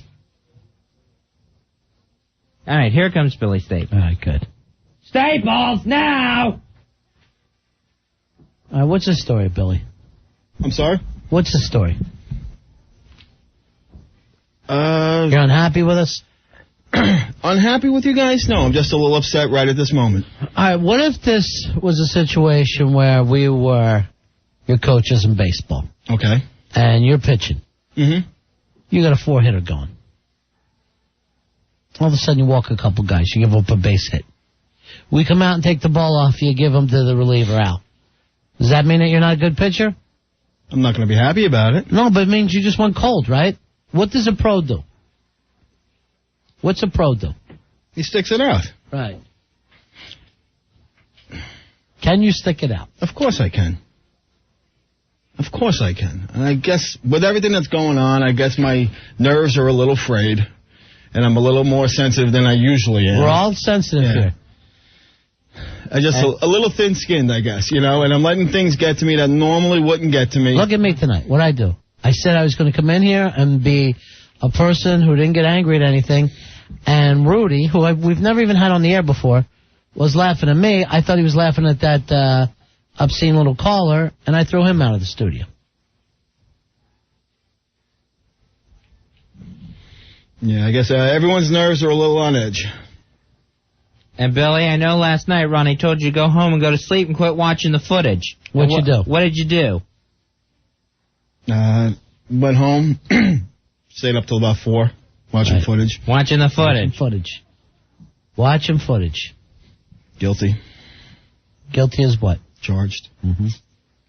And Billy, we know you are the most charged up over this situation. Out of anyone on the show, you are flying your emotions.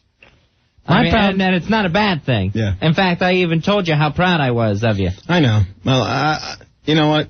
On a normal week, this probably wouldn't have happened. I probably would not have gotten so upset and so... I think I'm just so on edge. I think if I broke a pencil, I'd flip out. If the point on a pencil, and it was Get him a pen.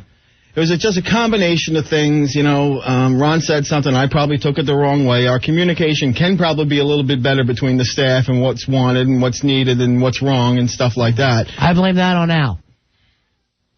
And Al, let me tell you something. When we had our meeting... And Al agrees. We had our meeting today. How depressed were you at 4 o'clock in the afternoon? Depressed. How's that supposed to make me and Fez feel about doing a show? You don't want to do these kinds of shows, right? Right. What about this? What if tomorrow we come in and we try to do a straight comedy show? Okay. Is that a mistake, Billy? Big mistake. But then Alan and I don't agree on anything. Why not? You and Alan don't get along? No, we don't agree on anything. He's the yin, I'm the yang. Does one of you ask to go? Is that the only way to settle this thing? No, I think two opposing views can work together. That's because you know you were going to be the one going, didn't you? You know you were out. And Al, we can't have you afraid to tell your employees things. Well, in this situation, he just seemed... Al, straight comedy show tomorrow? Yes. A really stupid show? Fezzy, what do you think? Yeah. Stupid it up? Stupid this thing up. We can all try the old that. gags. I got to go with Billy on this, though. What do you think, Billy? I don't think... You want a straight military show, No, don't you? yeah. I want to be talking about the war is what I want to be talking about tomorrow. I think a little comedy is good. Maybe we need a shrink in here tomorrow night. You think you can get us a shrink, Billy? Oh, yeah, I definitely could. I mean, one of yours? Well, I just know enough people. That would probably be good. All right, here's Tommy. We'll check with him. Tommy, you're on Ron and Fez. Hi, Tommy. What's up, guys? You know, it's like my family owns a business, too. And it's like you speak to the helm, and everyone is a super sensitive pussy. Right. You know what? Something was said. It's got to be over with and done with. I mean, what is this, a baby? Stomping down the hall, this, that. I mean, it's like you got 3-year-olds in there. It's ridiculous. Thank you. What do you think of that, Billy? Everyone's entitled to their opinion. He wasn't here. He doesn't know what happened. Here's Mike. Mike, you're on Ron and Fez. Hey, Mike. Hey, Ron and Fez. Yeah. Thanks a lot for getting me on, man. But all I'm saying, Billy Staples is a lot easier. If you try to get on, he'll put you on. Al Dukes, no. He does not put you on. I mean, we're not good enough for him. Every time I call, he tells me, all right, hold. He leaves me holding. When I say, all right, sorry, we had that already. How'd you get on now? Somebody picked up a girl, female. Thank you. Well, I had a question, Ron Fez. One way to clear all this up, whether we should let the callers decide whether Billy Staples should pick up calls for the rest of wherever you keep doing the show, or Smash Your Trash. Yeah. It's not the caller show. It's the Ron and Fez show. And but you love the Smash Your Trash stuff. Hang on, Ronnie. I'm going to go call. You made me laugh. Oh, never mind. I can't get through. They won't take me. We're all on edge here, right? Very much. What is it that you want, Billy? What's going to make Billy happy? Just leave me alone. But you never wanted to do phones in the first place. It doesn't matter. But you the thing bitch is, about phones all the time. I haven't bitched about the phone since my second day here, when I didn't know that that's what I was going to be doing. I haven't said a word about it. I enjoy the phones. And I'm very nice to the people when they call. I'm not snippy with them. I don't cut them off. And that's why it bothered me when somebody said I answered the phone. What do you want? Because I go out of my way to be nice. These are our listeners. These are the people that, can make us and break us. And I'm trying to be very polite to them, even when we don't take their call. You have to understand on a show like this that the callers are like the guests. Because, you got Al Dukes. He won't book guests. This non-booking son bitch. He thinks the show's better with me and Fez scrambling for 4 hours. That's your idea of a show? Yes, it is. He'd like to get rid of the phones. Then how do you figure you should get paid? And he thinks it would be better if we got rid of the microphones, too. You better not get rid of those. No, those you need. And Scott, he's talked into pens. Scott, you're on Ron and Fez. Hey, Ron and Fez, my two best friends, 7 to 11. Yeah. I know a way that Billy Staples can relax. I had a little run-in with him a couple weeks ago, and we butted heads on the phone, and I'm a big Hawk fan. And, now the Hawk is the best. The who ain't? Now you don't take that as an insult, but the Hawk is the best phone guy ever. He's a great guy. Yeah. Well, he taught me how to do the phones. Not well. He's Fez's lackey, but but Billy Staples. There's a way that I know he could relax and he could sort of improve his outlook on life and just kind of take a deep breath. He needs to go out, have a couple of drinks, 1 or 2, just relax, kick back, take the shoes off, smoke a cigar maybe at home, and just take a deep breath. Couple drinks does wonders for you. Just 1 or 2. What do you say we do this, Billy? Me and you We take a little break because all the attention mean you're going to pill bender. We roof it up. Vicodins? Yeah, we Vicodin to start, sure. Oh, ouch. We end up morphine. As a coating. We end up with morphine. Well, he's having a conniption. I'm sorry. That's right. He's in rehab 5 times. I'm sorry. Thanks for the help. You knew that, Scott. 877-692-1027. Billy, we want you to be happy. Well, Billy wants to be happy. It's the Billy Show. Really, from this point on, it's the Billy Show for me. Here's Joe. You're on the Fez. Hello, Joe. Hey, guys. Thanks for taking my call. Like everybody else, I've been pretty down and depressed about this whole nightmare the last week, and I want to thank you guys for cheering me up with some humor last night. A couple specific things you said that were hilarious. Ron, at one point you said something about if you were to fly on an airline now, you'd be suspicious of everybody, and then if a guy had a 5 o'clock shadow, you're ready to stab him in the ear with a pencil. Yeah. I thought that was pretty good. Thank you. And then when Fez say anything funny? a girl said that she loved Fez, and then you started in with Fez, he has a girlfriend, and I don't. Yeah, and then he was like, well, then why are you marrying her? And you were like, yeah, I am not. If she comes over here, I'm going to punch her. She's stupid and ugly. All right, so you're doing the whole last night show for us. All right, thanks a lot. We'll need you to come in Sunday for a best of. Hey, just repeat everything. Right. Let me just ask you a question. I've never seen you guys. How much do you weigh? Right now, we weigh 600 pounds apiece. Mm-hmm. We're waddling. It's a waddling show. If we were wearing tuxedos, we would definitely look like penguins. Here's Al. What the hell's that? Hi, how you doing, guys? Who's calling you during the show? Is that the wife again? I hung up the phone. I don't know. I didn't it's even Mr. look. Staples. I didn't even That's the look. other thing that Al always complains about. How you doing, Al? Okay, how's it going, guys? Yeah. I just wanted to say, this last caller said, you know, he was down and everything about this terrible tragedy that happened, and now you hear a lot of Broadway shows, they're canceling everything. Right. We have to take a lesson from the British, particularly the citizens of London during World War II, during the Blitz, during Hitler's reign of his terror with his buzz bombs and everything on them. These people, they put up with it. It stiffened their resolve to resist him some more. That's what we got to do. They carried on just about as normal as could, and they lost hundreds of people. Yeah.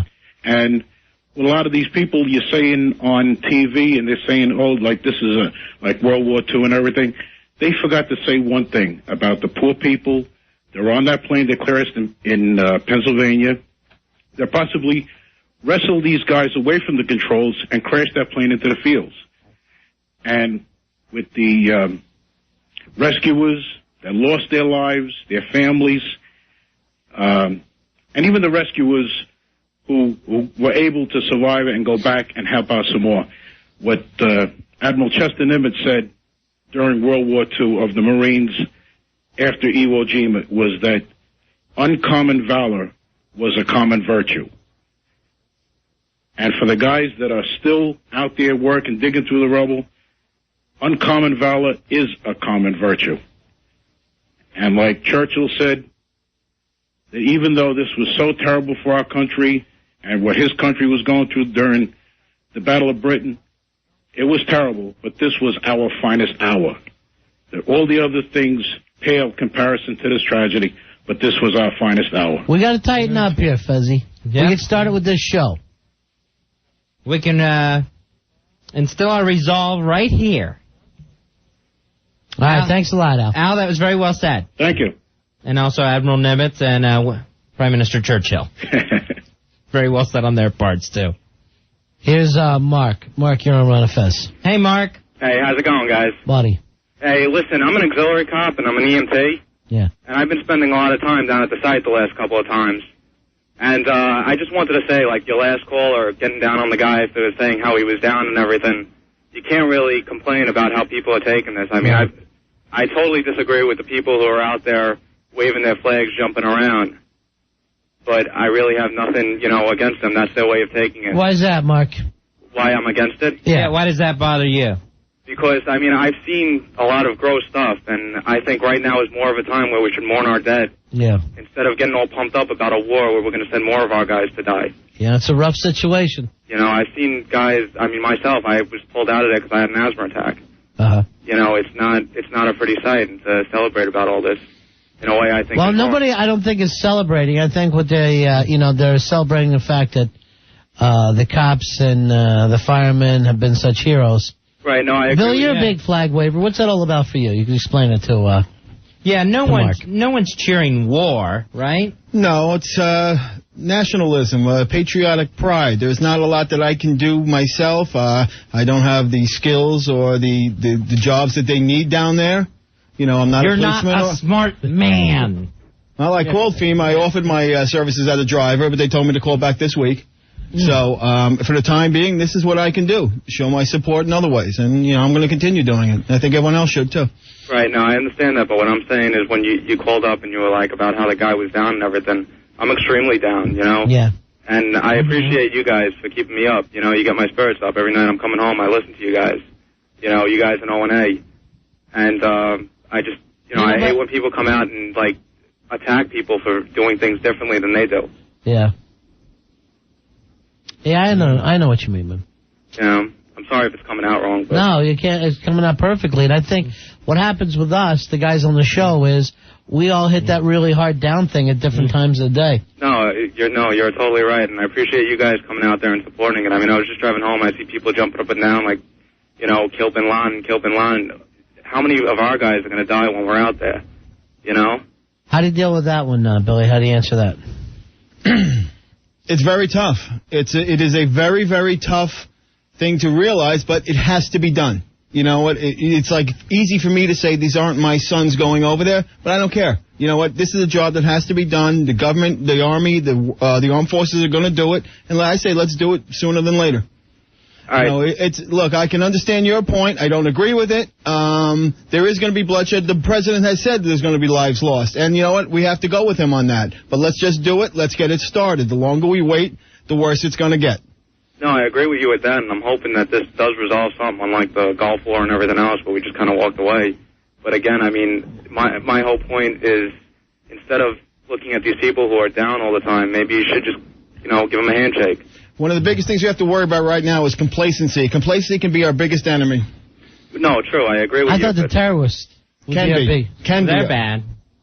Yeah, well, the terrorists are bad, but, I'm just saying, instead of coming down on these people for being down, let's try to cheer them up. Let's, All right, buddy. I got to get out of here, actually. I just got another call, but thanks a lot, guys.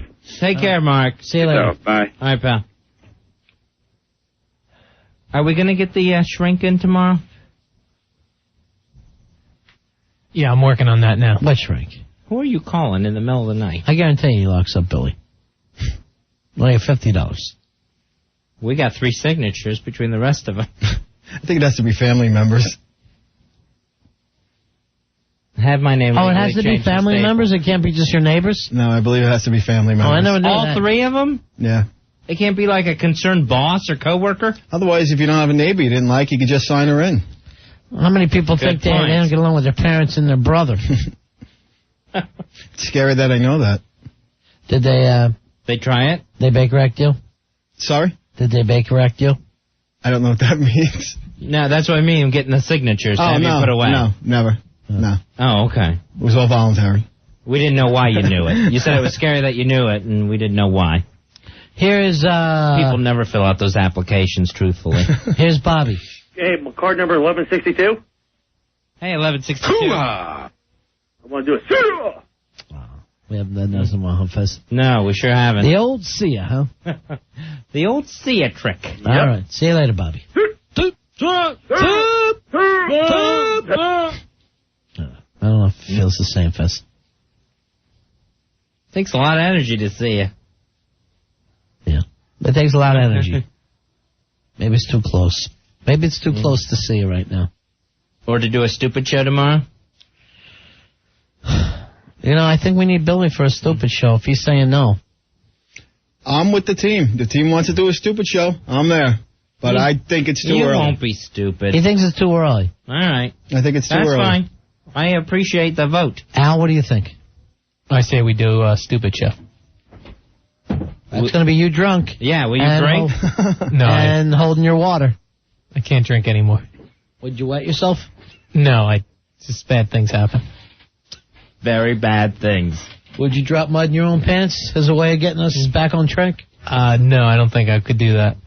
Hey, Steven, you're on Run and Fez. Thanks for being there. Soup! Soup! Kyle, you're on Run and Fez. Soup! Soup! Soup! Soup! I don't know, I feel like we're getting it back a little bit, Fez, with that saying.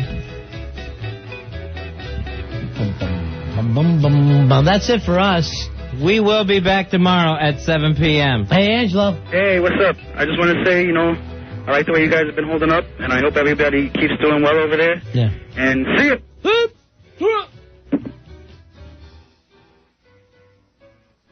Check us out tomorrow right after Opie and Anthony. Mrs. Staples says she accidentally hit the redial on her phone and called Billy Sell. She apologizes, Al. I hope she had a happy birthday. Yeah, I hope she had a happy birthday, too. I hope she's taking care of Billy. And did we ever find out about the ass man? We have 15 seconds, Al. No, not yet. Still busy at the hospital. How could that be? You get the wrong number. Call Sandman. All right? I want to make sure the ass man's okay.